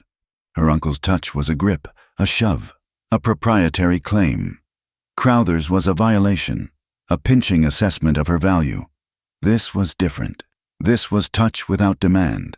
It was tenderness, raw and unfiltered, and it was so foreign that her body reacted to it like a shock. Cole's hands went still instantly. He looked up, his face just inches from hers. His gray eyes, dark and deep in the red light, searched her face. "Did I hurt you?" His voice was a low rasp. She shook her head, unable to find her voice. She swallowed. "No. "You're shaking," he stated, his gaze unwavering. "Not," she whispered, her voice unsteady. "Not from fear." He held her gaze, and in the space of a heartbeat, he understood. The awareness that had sparked in the barn, the shared history of their scars, it all coalesced. The last of his defenses, the wall of the stoic widower, dissolved. He saw her, not as the woman he had rescued, not as the partner who had fought beside him, but as a person starving, and he was holding the bread. Her left hand, the one he was not holding, moved. It felt heavy, as if she were lifting it against a great pressure. She raised it, slowly, and laid her palm flat against the side of his face, her fingers tracing the hard line of his jaw. He stopped breathing. His skin was warm, and the stubble of his beard, 2 days unshaven, was a soft, fascinating abrasion against her palm. He did not pull away. He did not move at all. He just closed his eyes for one long second, leaning his weight into her touch as if it were the first kindness he had felt in a year. He turned his head, just slightly, and his lips brushed the center of her palm. It was not a kiss, just a breath, a silent contact that sent a second, warmer wave through her, settling deep in her stomach. She could smell the faint, clean resin of the pine he had been cutting, mixed with the wood smoke that clung to his clothes. He opened his eyes. They looked at each other. The world stopped. The sound of the rain faded. The breathing of the coals, the creak of the logs settling, all of it disappeared. There was only the few inches of warm, charged air between them, and a question that needed no words. He released her arm, leaving the wound half bandaged, the cloth forgotten. He took her other hand, the one on his face, and laced his fingers through hers, pulling it gently from his jaw. He didn't let it go. He leaned in, slowly, giving her every chance to turn away. She didn't. She met him halfway. The kiss was as slow and steady as the rain. It was not a collision, not a claiming. It was an arrival. His lips were firm, chapped, and impossibly warm. It was a kiss of deep, profound comfort, a recognition, a sealing of the unspoken pact between them. A small sigh escaped her, a sound of surrender, not to him, but to the safety he represented. He deepened the kiss, and the comfort shifted, warming into a slow, rising heat. His other hand came up, moving past her wounded arm, and cupped the back of her neck. His fingers slid into the loose hair at her nape, his thumb tracing the sensitive line just below her ear. Her back found the solid log wall of the kitchen, and she leaned against it, the unyielding wood a counterpoint to the sudden melting in her bones. Her free hand came up, gripping his shoulder, holding onto the solid, real presence of him. He was a bulwark. He was the anchor. He leaned into her, his body shielding her from the room, their breath mingling, warm and sweet. It was a patient, thorough exploration, a kiss that spoke of shared burdens and quiet understanding. It tasted of wood smoke and coffee and the metallic tang of the rain outside. It was the first kiss of her life that felt like a promise. Not a price, the rough wool shawl she had draped over her shoulders, the one he had secured in the barn, slipped with her movement, pooling at her elbow, exposing her shoulder to the cool draft of the room. Cole broke the kiss, but he did not pull away. He looked at the pale skin of her shoulder, at the goosebumps that rose in the chill. His eyes were dark, his expression unreadable. Then, with a deliberation that made her heart stop, he reached down. He didn't touch her skin. He grasped the bunched wool of the shawl. He lifted it, his movements careful, and pulled it back up, tucking it securely around her shoulders, covering her, shielding her from the cold. The gesture was more intimate than the kiss. It was not possession. It was protection. It was a silent vow, spoken in wool and warmth. "I will keep you safe." He looked at her, his eyes heavy with an emotion she was afraid to name, and he started to lean in again. A small sound broke the spell. From the main room, in the deepest part of the sleep, Posey turned over on her pallet. "Mama," she murmured, her voice thick and childish. "Mama, I'm cold." The word, so innocent, struck them both like a physical blow. Cole froze, pulling back as if he'd been stung. The old, raw wound of his grief tore open.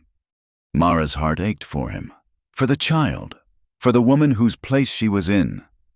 The moment of heat was gone, shattered. The charged air between them cooled, the real world rushing back in with the sound of the rain. Cole turned, looking toward his sleeping daughter, his face a mask of old pain. He stood up, his movements stiff, and walked to the pallets. He knelt, pulling the blanket up over Posey's shoulder, his hand lingering on her dark hair. Mara watched him, her own heart aching. He stood and turned back to her. They were two people, separate again, on opposite sides of the hearth. He walked back, but not to his chair. He stood in front of her. He rested his forehead against hers, closing his eyes.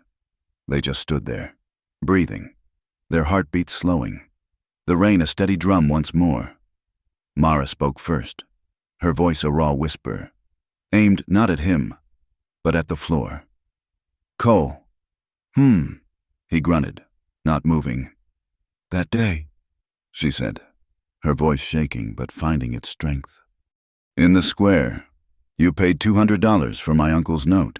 He stiffened, pulling back just enough to look at her, his expression guarded, wary. "Don't," she said, the word sharp. She met his gaze, her own fierce. "Don't let me be another debt. I won't be your burden. I won't be something you feel you have to protect or own just because you paid for me." She could not bear to be his property, not even in kindness. He stared at her, truly seeing her, seeing the terror beneath the defiance, the lingering shadow of the auction block, the fear of Silas, the deep, abiding terror of being a thing to be owned. He took her face in both of his rough hands, his thumbs resting on her cheekbones, forcing her to hold his gaze. "Mara," he said, his voice low and absolute, shaking with a force she had never heard him use. "You are not a debt." He paused, the silence stretching, filled only by the rain, his gaze boring into hers, willing her to understand. "You are home." The kitchen at Copper Hollow was no longer just a place to cook. It had become a war room. The lamp burned late into the night, the red glow of the hearth replaced by the sharp, focused yellow light on the table, the map of corruption. Cole's ledger and the forged lien lay open. The word Cole had spoken in the darkness home had changed everything. It was no longer a matter of survival. It was a battle for their foundation. "They're a web," Mara said, her voice quiet but hard, her finger tracing the name of Judge Bishop Calder. "We can't cut one strand. We have to burn the whole thing down." Cole nodded, cleaning his rifle, the scrape of the cloth a steady, rhythmic sound of preparation. "Paper," he said. "Wren was right. Their strength is paper. We just need better paper." The children felt the shift. The panic of the ambush had been replaced by a quiet, humming energy.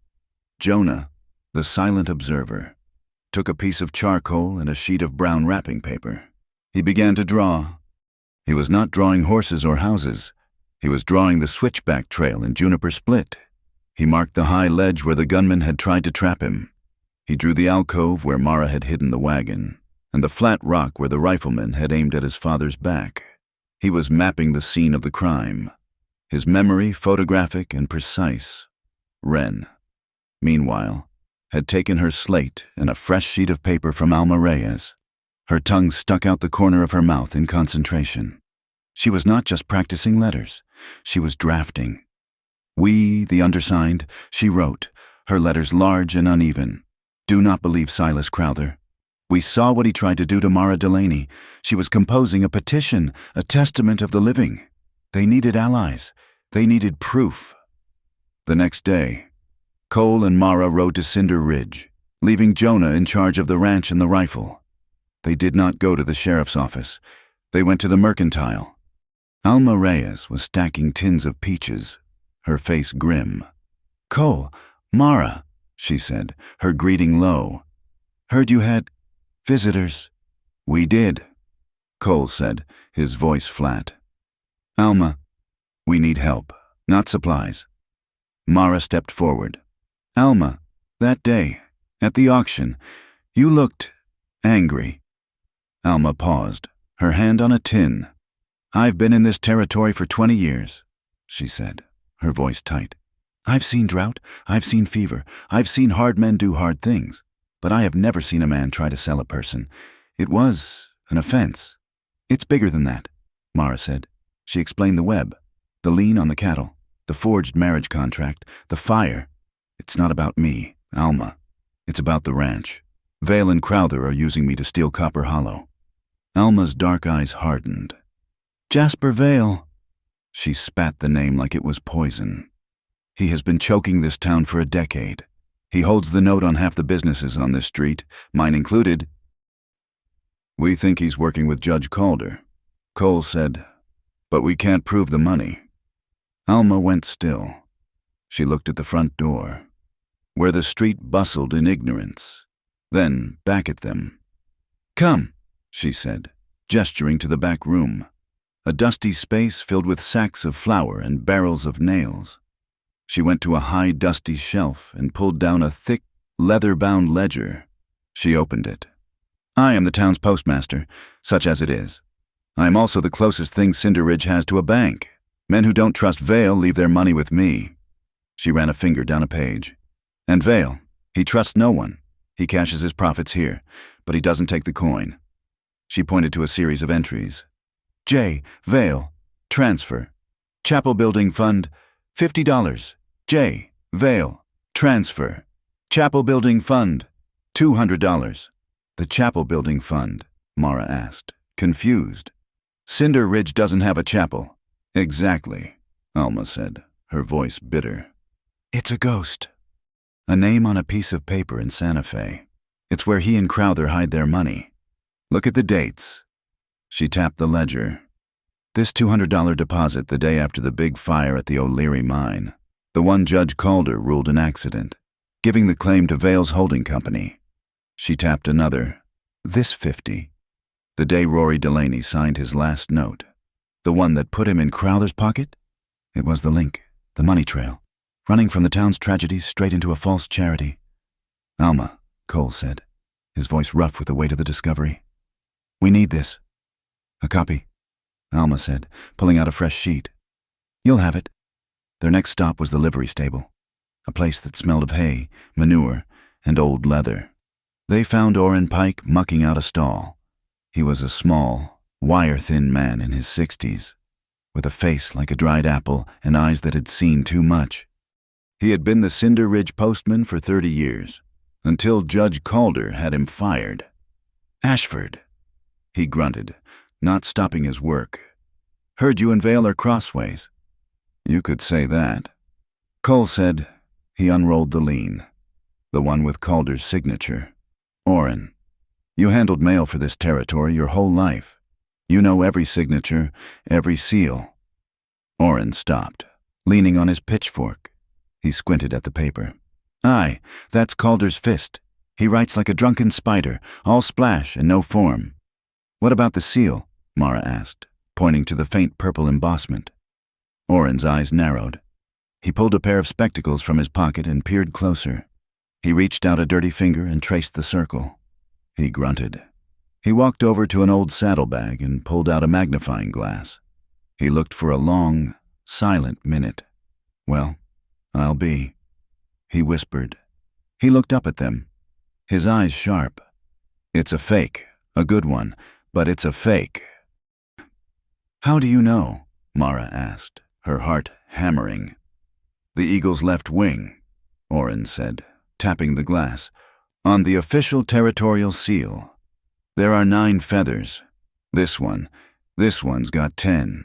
It's the press he used for his private land deals, not the courts. He looked at the paper again, his face darkening. This is what he did to me. The O'Leary mine deal. I saw the mail, saw the forged claims, saw the money orders to his chapel fund. I told him I wouldn't deliver it. He had Mullen fire me for drunkenness on duty. I haven't had a drop in 20 years. He handed the paper back to Cole. So you're fighting him. You're fighting all of them. We are, Cole said. Then you'll need this, Orrin said.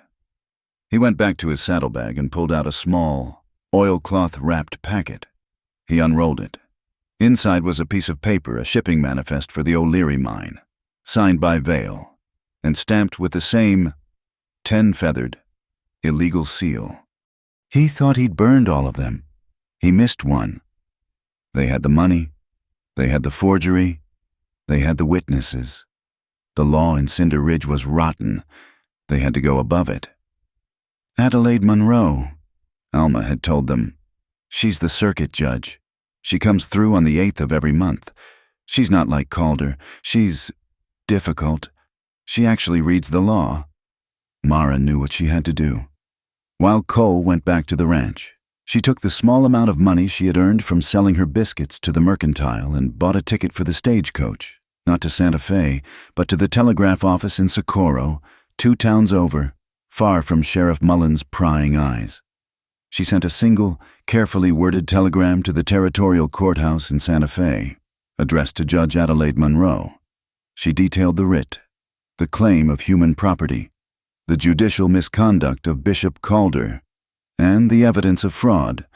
She formally requested an immediate injunction and an emergency preliminary hearing, and she timed it. She requested the hearing be held in Cinder Ridge on Founder's Day. She was turning Cole's public challenge into a legal tribunal. She returned to Copper Hollow to find Cole in the yard with Wren. He had his rifle, the one he had aimed at Crowther's heart, but he was not holding it. He was teaching Wren. The 7-year-old was standing, feet apart, holding the heavy rifle, her small arms shaking with the weight. "It's not a toy. Wren," Cole was saying, his voice low and serious. "It's not for anger. It's not for fear. It's a tool, a heavy one, and you are responsible for every single thing it does. You don't point it at anything you don't mean to destroy. Do you understand?" "Yes, Pa," Wren whispered, her face pale but set, her eyes fixed on the distant target. She was learning the terrible weight of responsibility, the same weight her words now carried. Mara watched them, her heart aching. This was the world Crowther had made for them. She walked past them, toward the porch, where Posey was sitting, arranging her river stones. The 4-year-old looked up as Mara approached. She had been watching Mara's face, sensing the tension, the trips, the hushed, urgent conversations. Posey stood up and held out her small, dirt-caked hand. In her palm was a rock. It was a smooth, pale quartz, but it was shaped, almost perfectly, like a heart. "This is for you," Posey whispered, pushing it into Mara's hand. "Oh, Posey, it's beautiful," Mara said, her throat tightening. "It's to remember," Posey said, her small face serious. "To remember the way home, so you don't get lost." Mara closed her hand around the stone, the quartz smooth and cool against her skin. It was an anchor. It was the echo of Cole's promise. They had one last task. The copies of Alma's ledger, Orrin's affidavit, Jonah's map, and Wren's petition now signed by Alma and Orrin could not stay at the ranch. The fire had taught them that. They had to get to Santa Fe, to be logged as evidence for Judge Monroe. They wrapped the packet in oilcloth. The next morning, they hitched the buckboard. Cole and Mara rode for Cinder Ridge, the packet sitting visibly on the seat between them. As they expected, a man on a bay horse, one of Crowther's men from the canyon, pulled out from a stand of juniper and began to follow them, keeping his distance. They drove straight to the stagecoach depot. Cole took the packet, made a great show of buying a ticket for it, and handed it to the guard for the northbound stage. The man on the bay horse watched from across the street, then, satisfied, rode slowly out of town. Cole and Mara watched him go. "He'll ride to tell Crowther the evidence is on its way," Mara said. "And Crowther will have men waiting to rob that coach somewhere north of Socorro." Cole finished. He turned to the stagecoach guard, who was just loading the mail sacks. The guard winked. He tossed the decoy packet, the one Cole had given him, into the boot, an hour earlier, just after dawn. Alma Reyes had met Orrin Pike at the stables. She had given him the real packet. Orrin, with his 30 years of postal knowledge, was not taking the stage. He was riding 10 miles east, to meet the fast-moving private mail carriage, the one that carried the army payroll. It was guarded by 4 cavalrymen and didn't stop for anything. The tail had followed the decoy. The real evidence was already on its way. Safe. As they rode back to Copper Hollow, the wind changed. It carried the smell of roasting corn and pine smoke from the town. The rumors, fanned by Alma and Orrin, were spreading. A fake auction, a forged judge's seal, a fire set to cover a land grab. Founders' Day was 2 days away. The town was no longer just preparing for a festival. It was preparing for a reckoning. And for the first time, they were ready to stand for the truth. Founders' Day dawned hot and clear. The sky a sheet of painful, bleached blue. Cinder Ridge was unrecognizable, draped in red, white, and blue bunting that snapped loudly in the dry. Restless wind, a brass band, imported from Socorro, blared off-key marches from the gazebo in the town square. The air, usually tasting of dust and iron, was thick with the competing smells of roasting corn, spilled beer, and cheap, celebratory gunpowder from children's poppers. Cole, Mara, and the children arrived in the buckboard.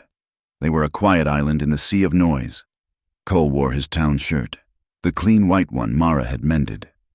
Jonah, Wren, and Posey were scrubbed, their hair slicked down. Mara wore her best calico dress, her shoulders back. The quartz heartstone Posey had given her tucked deep in her pocket, a cold, solid anchor. They moved as one unit, their faces set, not with fear, but with a hard, shared resolve. They saw them waiting.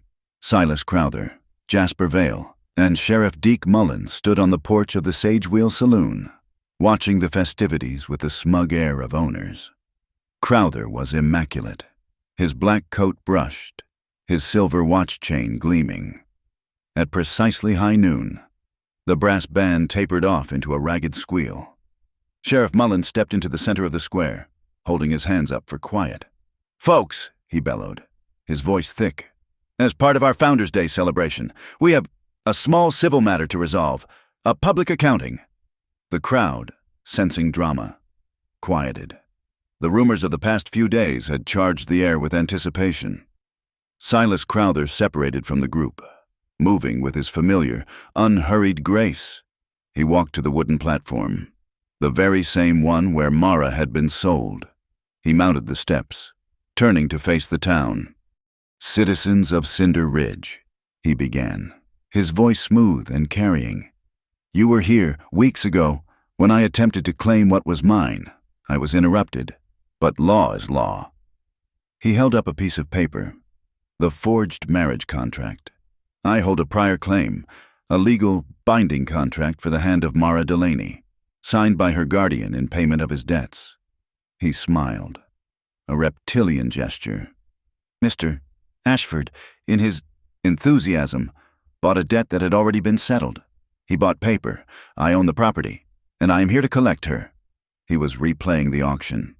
He was trying to finish what Cole had stopped, to prove his dominance, to break Mara with public shame. A collective, uneasy murmur rose from the crowd. Alma Reyes and Orrin Pike stood near the front, their faces like stone. "He is lying." The voice was not Cole's. It was Mara's, clear, cold, and carrying. The crowd gasped. All eyes snapped to her. She separated herself from Cole and the children and walked, her back straight, her head high, through the dust, to the foot of the platform. She did not ask permission. She climbed the steps and stood, not beside Crowther, but opposite him. "You hold a piece of paper," Mara said, her voice ringing with a strength no one there had ever heard from her. "So do I." She unrolled the papers she had been carrying. She held up Wren's petition, heavy with the signatures of the town's most respected, if quietest, citizens.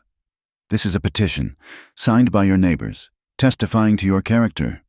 She held up the copy of Alma's ledger.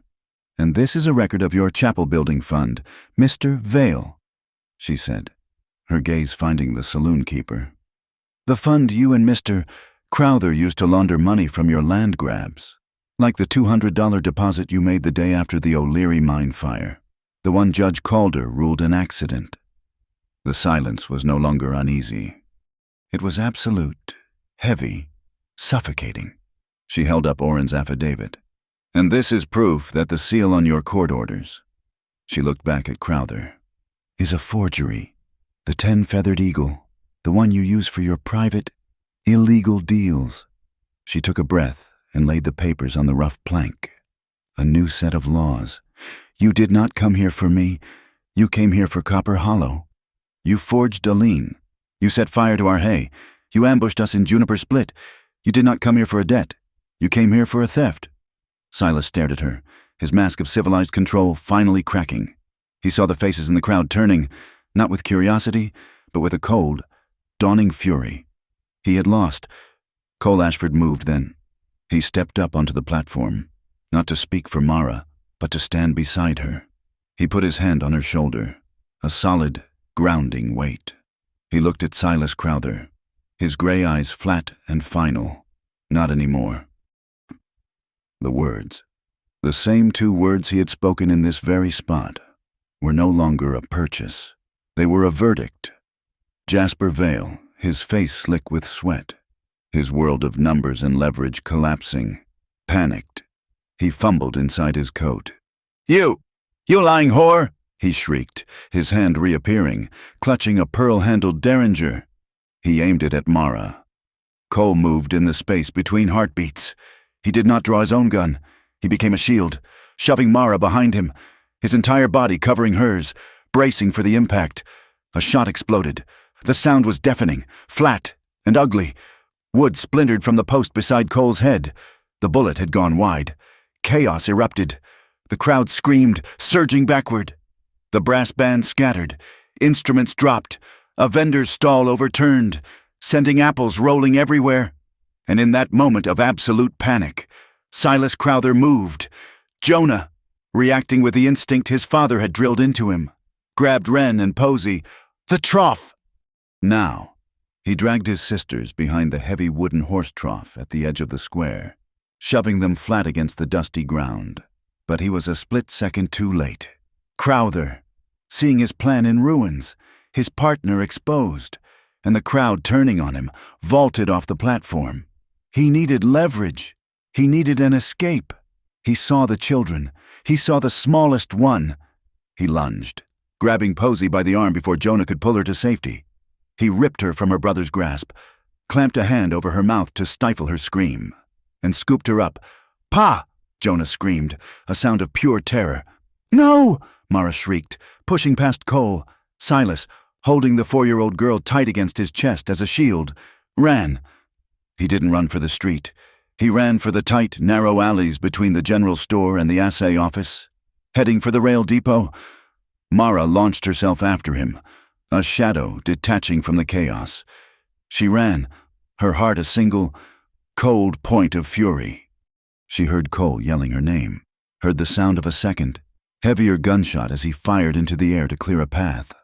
But she did not look back. She saw Crowther ahead, running hard, weighed down by the struggling child.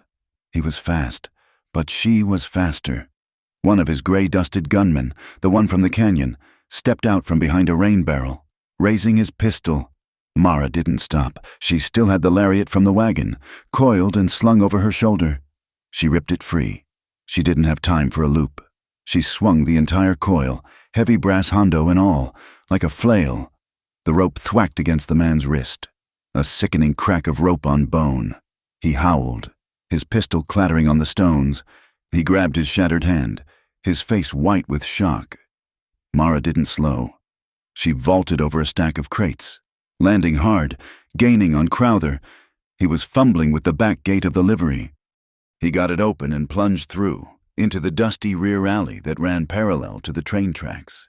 He was almost there. The depot was just ahead.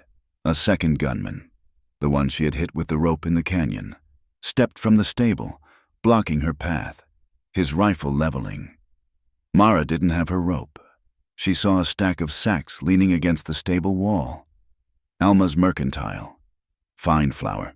She didn't hesitate. She grabbed the top of the nearest 100-pound sack and heaved it, not at the man, but at the ground just in front of him. The sack burst open in a massive, choking white cloud. the man yelled, blinded, inhaling a lungful of flour. He stumbled, coughing, firing his rifle uselessly into the white fog. Mara ran through the cloud, emerging just as Silas Crowther burst from the alley's end onto the empty freight platform of the depot. He stopped dead. Cole Ashford was there, waiting for him.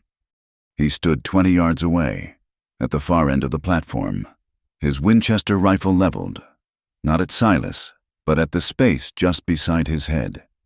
He had cut him off. Crowther skidded to a halt, yanking Posey hard against his chest.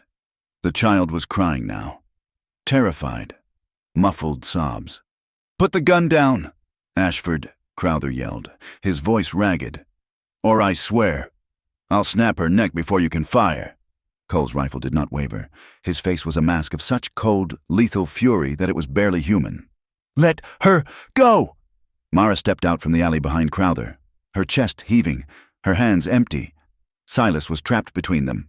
"She's right, Silas." Cole's voice was deadly calm. You can't shoot a child, and I can't, but she can."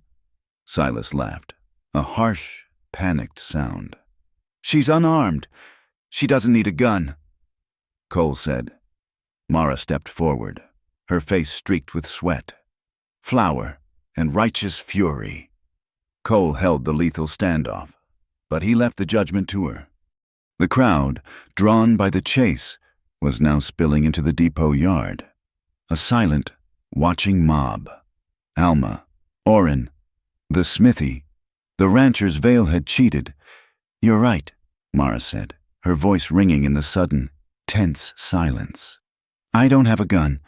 I have the truth." She pointed a shaking finger at him. "You are Silas Crowther? You trade in human misery. You came to Cinder Ridge and you bought my uncle's debt from Jasper Vale. You forged a marriage contract to steal me, and you forged a judge's seal to steal this ranch."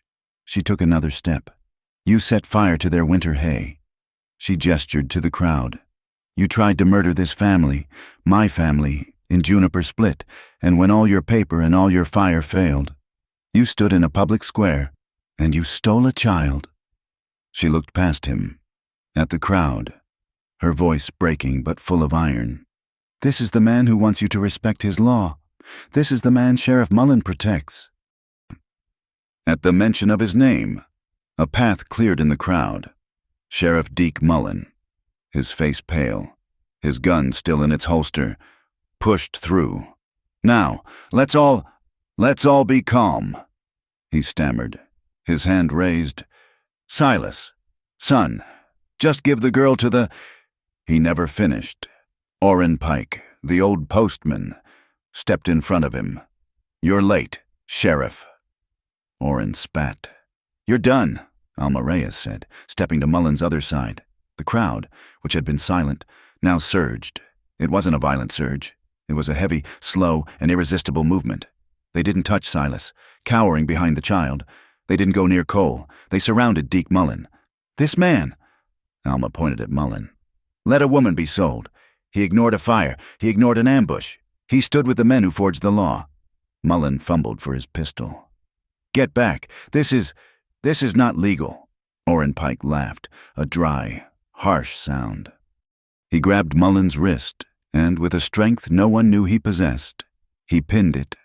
Alma Reyes, her face a mask of cold justice, reached forward and, with one clean, sharp motion, she ripped the tin badge from Mullen's vest. She held it up. "We, the people of Cinder Ridge, reclaim this town." Silas Crowther, watching his last piece of protection dissolve, his entire web destroyed, finally broke. His face crumpled. He dropped Posey to the platform. The moment she was free, Cole fired. The shot was not at Silas. It was at his feet. The bullet shattered the wooden plank, sending a spray of splinters into Crowther's shins. Silas screamed, falling back, clutching his legs. Mara ran, snatching Posey up, holding her tight, burying her face in the child's hair, her body finally shaking in a violent, uncontrollable tremor. The chaos at the depot hung in the air, thick and sharp as gunpowder. Cole's shot, the splintering wood.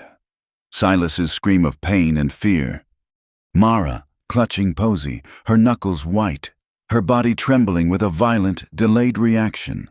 The crowd, a silent, grim circle, having trapped and debadged their sheriff. Into this tableau of frontier justice, a new sound intruded. Not the frantic clatter of a lone rider, but the heavy, rhythmic beat of a team and a heavy-sprung carriage. The crowd parted, the carriage, black and official, bearing the territorial seal, the real one. With 9 feathers on the eagle's wing rolled to a stop. 2 men, hard-eyed and wearing the pins of territorial marshals, stepped down, their hands resting on their holsters, their gaze taking in the scene with practiced assessment. They were followed by a woman. She was perhaps 50, tall and thin, her black traveling dress severe, practical, and coated in the dust of the trail. Her hair was pulled back in a bun so tight it seemed to pull at the corners of her eyes. She was not a woman of softness. She was Judge Adelaide Monroe. Her gaze swept the platform. She saw Silas Crowther, clutching his bleeding shins. She saw Jasper Vale, held by the smithy, his face a mask of pasty terror. She saw Deke Mullen, standing alone, his vest bearing the torn threads where his badge had been. She saw Cole Ashford, his rifle still held at the ready. And she saw Mara, holding the child, her face streaked with flour and tears, but her eyes burning with a hard, defiant light. "I am Judge Monroe of the 7th Circuit," she announced, her voice not loud, but carrying with the dry snap of a breaking twig. It cut through the adrenaline. "I am here in response to an urgent telegram regarding a writ of replevin and an accusation of judicial misconduct." She looked at the marshals. "Secure the prisoners, Mr. Crowther, Mr. Vale, and Mr. Mullen. Disarm them all." She turned to Cole. "Mr. Ashford, lower your weapon. The court is now in session." Cole hesitated, his gaze locked on Silas. "The court will protect its witnesses, Mr. Ashford," Monroe said, her voice sharp. He looked at her, truly saw the iron in her spine, and slowly, deliberately, lowered the Winchester. The marshals were efficient, cuffing the 3 men and sitting them on a freight wagon. "We will not use a saloon for this," Monroe declared, her eyes landing on the sage wheel with disdain. "We will not use that platform. Justice is not a celebration, and it is not a sale." She pointed to the center of the square, to the clear patch of ground near the dry fountain. "Bring the tables from the registrar's office, and a chair, and the flag." In the space of 20 minutes, the festival was forgotten. A makeshift court was erected under the vast, open sky. 2 simple wooden tables, the territorial flag, snapping in the wind. Judge Monroe sat, the bright high-noon sun beating down on her, making her a stark black silhouette. The entire town of Cinder Ridge gathered, forming a silent, standing gallery. "This is an emergency tribunal," Monroe began, her voice crisp, her ledger open.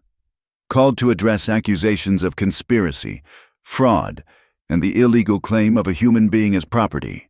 We will hear the evidence." She called her witnesses. Orrin Pike.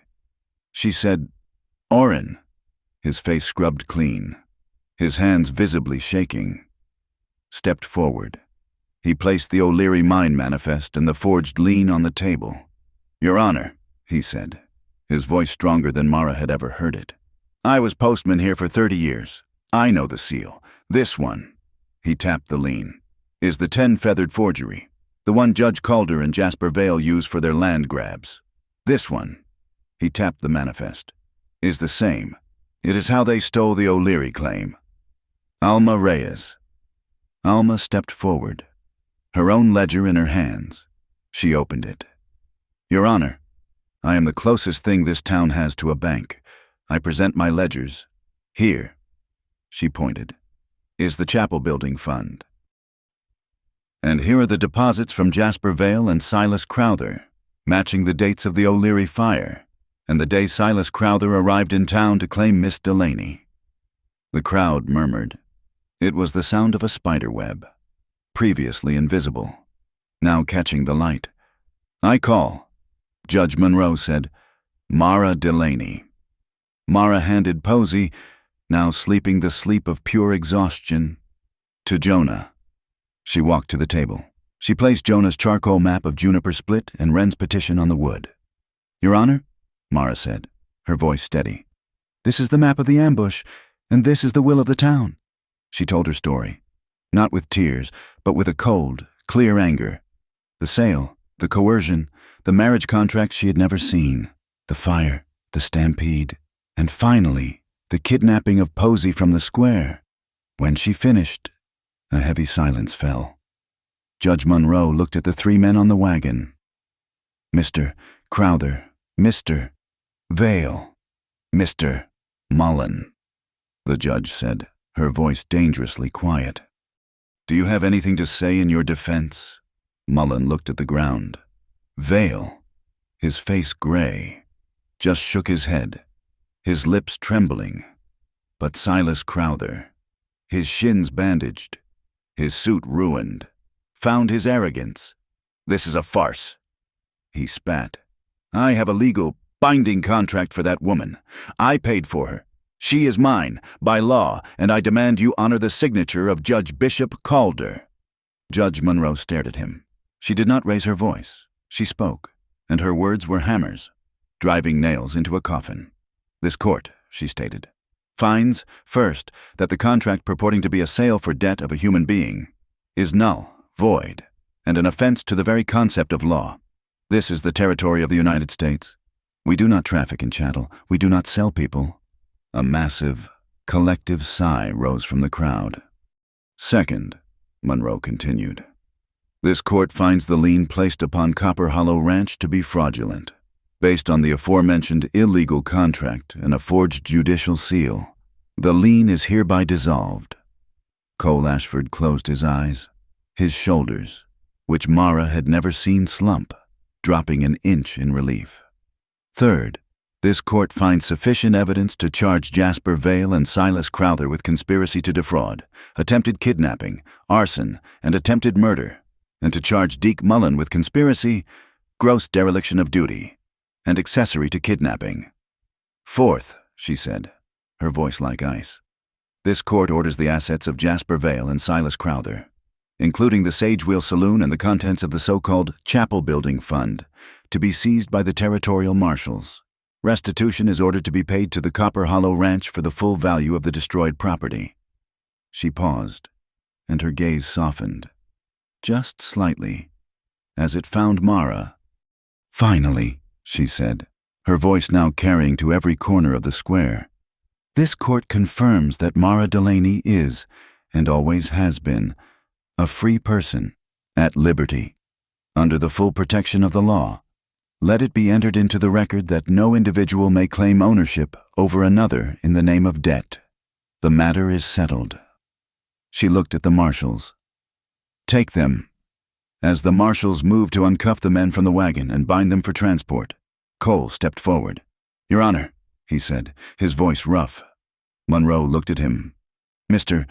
Ashford, Miss Delaney," he said, his gaze fixed on the judge, but his meaning clear to everyone.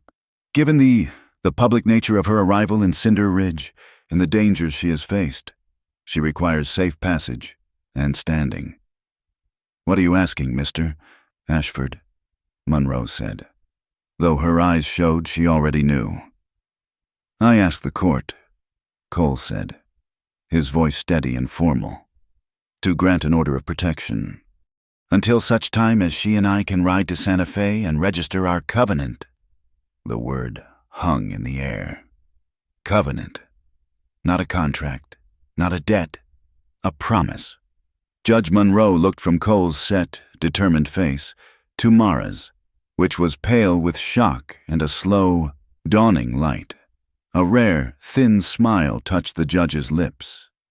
"Mr. Ashford," she said, "in this territory, the law does not grant permission for such things.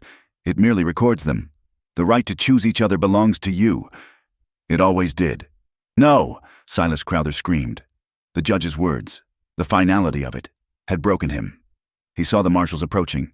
He saw the cold, unforgiving faces of the crowd. He shoved the marshal nearest him and bolted, trying to run, to push his way through the wall of people. Cole didn't even raise his rifle. The time for that was over.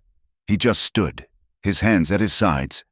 "It's no use, Silas," Cole called out, his voice calm. "It's all over." Crowther ignored him, scrambling, frantic. "The evidence packet," Cole continued, his voice cutting through the man's panic. "The real one, the one Orrin Pike sent on the army carriage, it arrived in Santa Fe yesterday. They confirmed the wire. Judge Monroe was already on her way. They were coming for you, and for Judge Calder, whether you ran today or not." The fight drained out of Silas.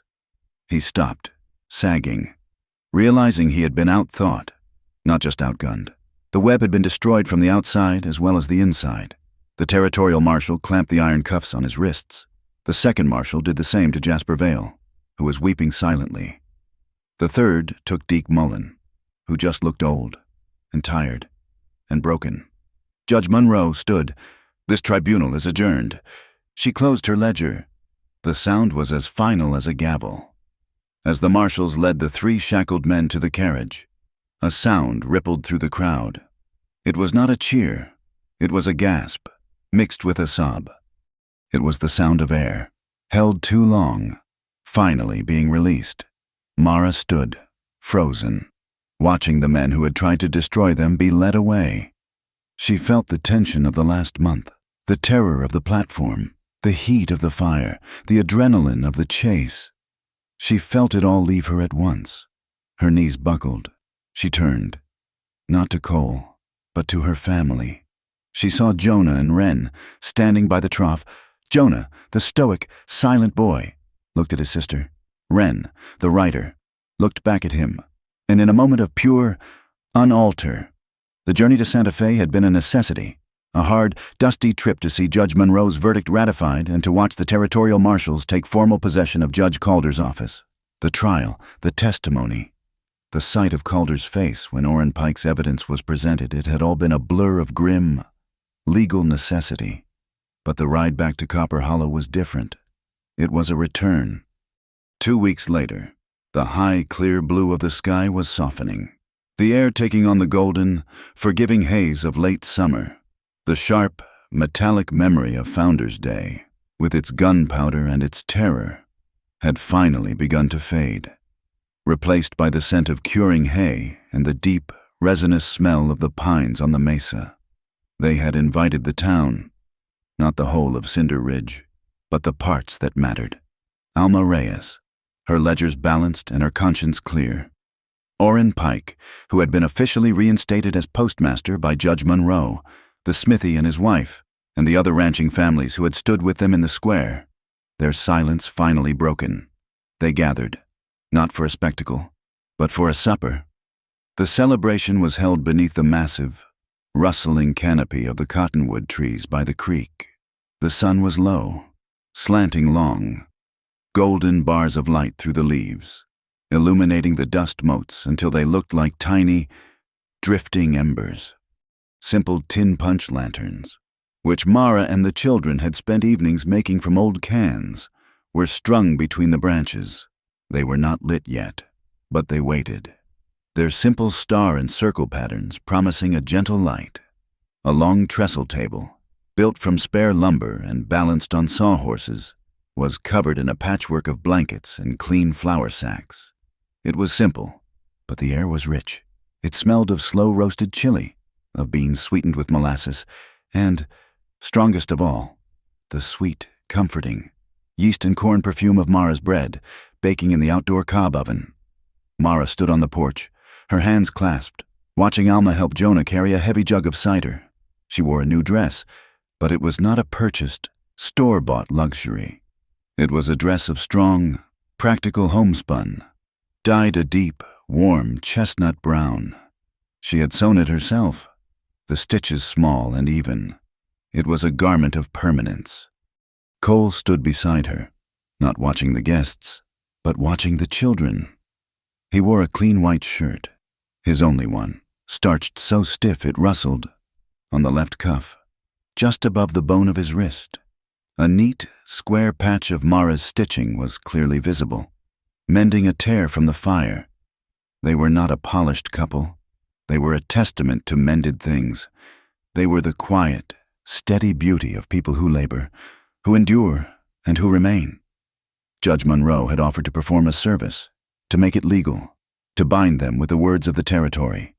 They had thanked her, but quietly declined. The law had been a poor shield.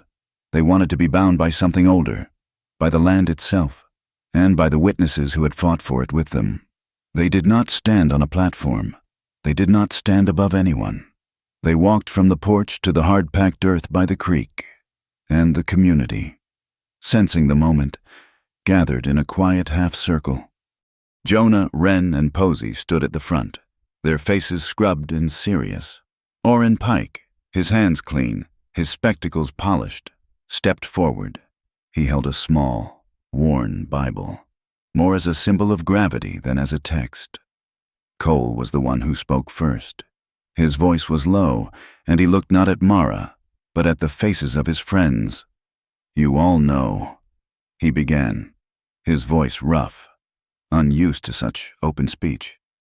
"You know what it took to stand here, this land. It's a hard place. It doesn't promise easy. It demands everything. For years, I just held on. I thought that was enough." He turned his gaze to Alma, and then to Orrin. "You taught me, you reminded me, that holding on is not enough. You have to stand up. We thank you for standing with us." Then he turned to Mara. The crowd, the land, the setting sun, it all fell away. There was only her. He took her hands in his. His were calloused and scarred. Hers were the same, marked by wire and fire. "Mara Delaney," he said, his voice dropping. "I don't have riches. This ranch is just mud and wood. It's a mortgage I'm still paying. It's a barn we have to rebuild. I can't promise you comfort. I can't promise the rains will come or the fires won't." He felt her fingers tighten in his. "I can only promise this." He looked into her eyes, a vow so simple it was unbreakable. "I will stay.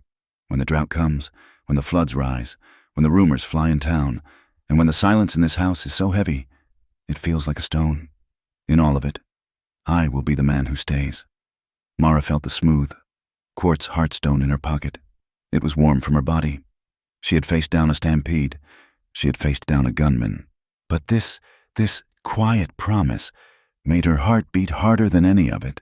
She found her own voice, and it was as clear and steady as the creek beside them. "I came here as a debt," she said, the words spoken not in shame, but as a fact, a line drawn in the dirt. "I was property. I was a burden." She looked at their joined hands. "You showed me I was a foundation. I have no name to give you, Cole. I have no dowry. I have nothing but these hands, and a heart I was told was not mine to give." She met his gaze, and the last shadow of the auction block was burned away forever. "So I will stay, too. I will be the one who holds steady. I am home." Cole didn't wait for Orrin to speak. He didn't ask for a blessing. He leaned forward and kissed her. It was not the desperate, clinging kiss of the barn, or the hesitant, questioning kiss of the kitchen. This was a kiss of arrival. It was slow and deep and certain. It was a kiss on their own land, in front of their family, under a sky that held no more threats. It was a promise given and a promise received. His hands moved from her hands to her waist, pulling her flush against him, and her hands came up to frame his jaw, holding him to her. It was a kiss that tasted of sunshine and wood smoke, and it was as solid as the ground beneath their feet. The quiet was broken by a sudden, sharp pop. It wasn't a gunshot. It was Wren, her face split in a grin, throwing a handful of dried corn kernels into the hot spider skillet over the fire. They burst, a small, joyful explosion. Pop, pop, pop. Jonah, the quiet boy, let out a single, sharp bark of laughter. Posey, released from the tension, shrieked with delight, clapping her hands. The sound of the children's laughter, crisp and warm and full of life, broke the spell, and the entire gathering erupted in cheers and applause. The supper was loud and warm. The food was simple, but tasted like a feast. As the sky bled from gold to a deep, bruised purple, the tin lanterns were lit, and they cast a galaxy of small, dancing stars across the tables, across the happy faces of their friends. The children, full of cornbread and cider, came to them. Jonah, his usual stoic mask gone, was first. He held a piece of brown wrapping paper, the same kind he had used for his map of the ambush. He laid it on the table in front of Mara. It was a drawing, done in charcoal, a square house, with a strong, curling plume of smoke rising from the chimney, and, standing in front, 5 figures. They were just stick figures, but they were perfectly rendered. 2 were tall, 3 were small. All 5 were holding hands, and underneath, in large, carefully formed letters that Wren had clearly helped him with, was a single word: us. Mara felt a tightness in her throat so fierce she couldn't speak. She just pulled Jonah into her arms, burying her face in his hair, and the boy, who had not tolerated an embrace in over a year, held on to her, his small arms locking around her waist. Wren was next, vibrating with the need to share the moment. "Did you see?" she whispered. "Did you see my letters?" "I did," Mara said, pulling back from Jonah but keeping her arm around him. "Wren, you were right. Words are a power." She reached into the supply crate she had packed that morning. She pulled out a small, leather-bound book. It was new. The pages were blank, creamy, and smelled of paper and possibility. "Your words, your petition, they helped save this town. They helped save us," Mara said, pressing the book into the girl's hands. "Never, ever stop writing." Wren's eyes went wide. She clutched the journal to her chest as if it were a bar of gold, her gaze distant, already filling the pages. Finally, Posy. She walked up to Cole, her small face serious, her doll dangling from one hand. In the other, she held out the smooth, quartz heartstone. "It's your turn," she whispered. Cole's face, so often a mask of hard control, broke into a slow, warm smile that lit his eyes. "You're right, Posy. It is." He reached into his own pocket. He pulled out a small, dark object, looped on a leather thong. It was a piece of cottonwood bark, whittled and sanded smooth. He had spent the long evenings carving it. It was a heart, rough-hewn and imperfect, but unmistakably a heart. He looped the thong over her head, and the wooden heart rested on her chest. "The stone is to find the path," Cole said, his voice rough. "The wood is to remember it, so you always know the way home." Posy clutched the carving, her small hand closing over it, a look of perfect, sudden peace settling on her face. Slowly, the guests departed. The handshakes were firm, the goodbyes spoken low. Alma, Oren, the other families. They mounted their wagons and horses, their forms fading into the gathering twilight, their voices calling good night, until Copper Hollow was left to its own. The air grew cool. The breeze came down from the mesa, carrying the sharp, clean scent of sage and the sleeping smell of the cattle. The children, drunk on safety and sugar, were bundled into their beds, asleep before their heads hit the pillows. Cole and Mara were alone, cleaning the remnants of the feast. He stacked the plates. She folded the cloths. When the last dish was dried, he came to her. The yard was quiet, lit only by the glowing tin lanterns and the high, silver moon. He didn't speak. He just held out his hand. She took it.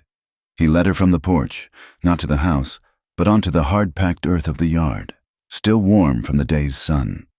He pulled her close, his hand resting on the small of her back, her hand coming to rest on his shoulder. There was no music. The brass band was miles away. There was only the sound of the crickets, the sigh of the wind in the cottonwoods, and the steady, quiet beat of 2 hearts, finally in rhythm, and they danced. A slow, shuffling circle on the dirt, a dance of 2 scarred, weary people who had earned this stillness. They moved as one, a silent, shared breath. His chin rested on the top of her hair. Her head was tucked perfectly beneath his jaw, her eyes closed. They were home. Later. Much later. The house was still. The lanterns had burned out. The children were deep in dreams. Cole was asleep in his chair by the hearth, his boots finally off, his face peaceful in the dim light. Mara sat at the kitchen table. The fire was banked, the coals breathing a soft, red glow. In front of her was her own new journal, the one she had bought from Alma. Jonah's drawing and Posey's stone sat beside it. She dipped the pen in the ink. She looked at the sleeping man, at the sleeping children, at the solid, safe walls of her home. The firelight flickered, casting a warm nod in the shadows. And she began to write. "No one is a debt," she wrote, the ink dark and sure on the page. "No one is property. We are not defined by what is taken from us or what we owe. We are just people who chose to stay." Thank you so much for listening to our story. We'd love to know where you're listening from, so please share your thoughts and where you are in the comments below. Be sure to subscribe to Wild West Stories 1850 like this video, and give us extra support by hitting that hype button to help this story be heard by more people.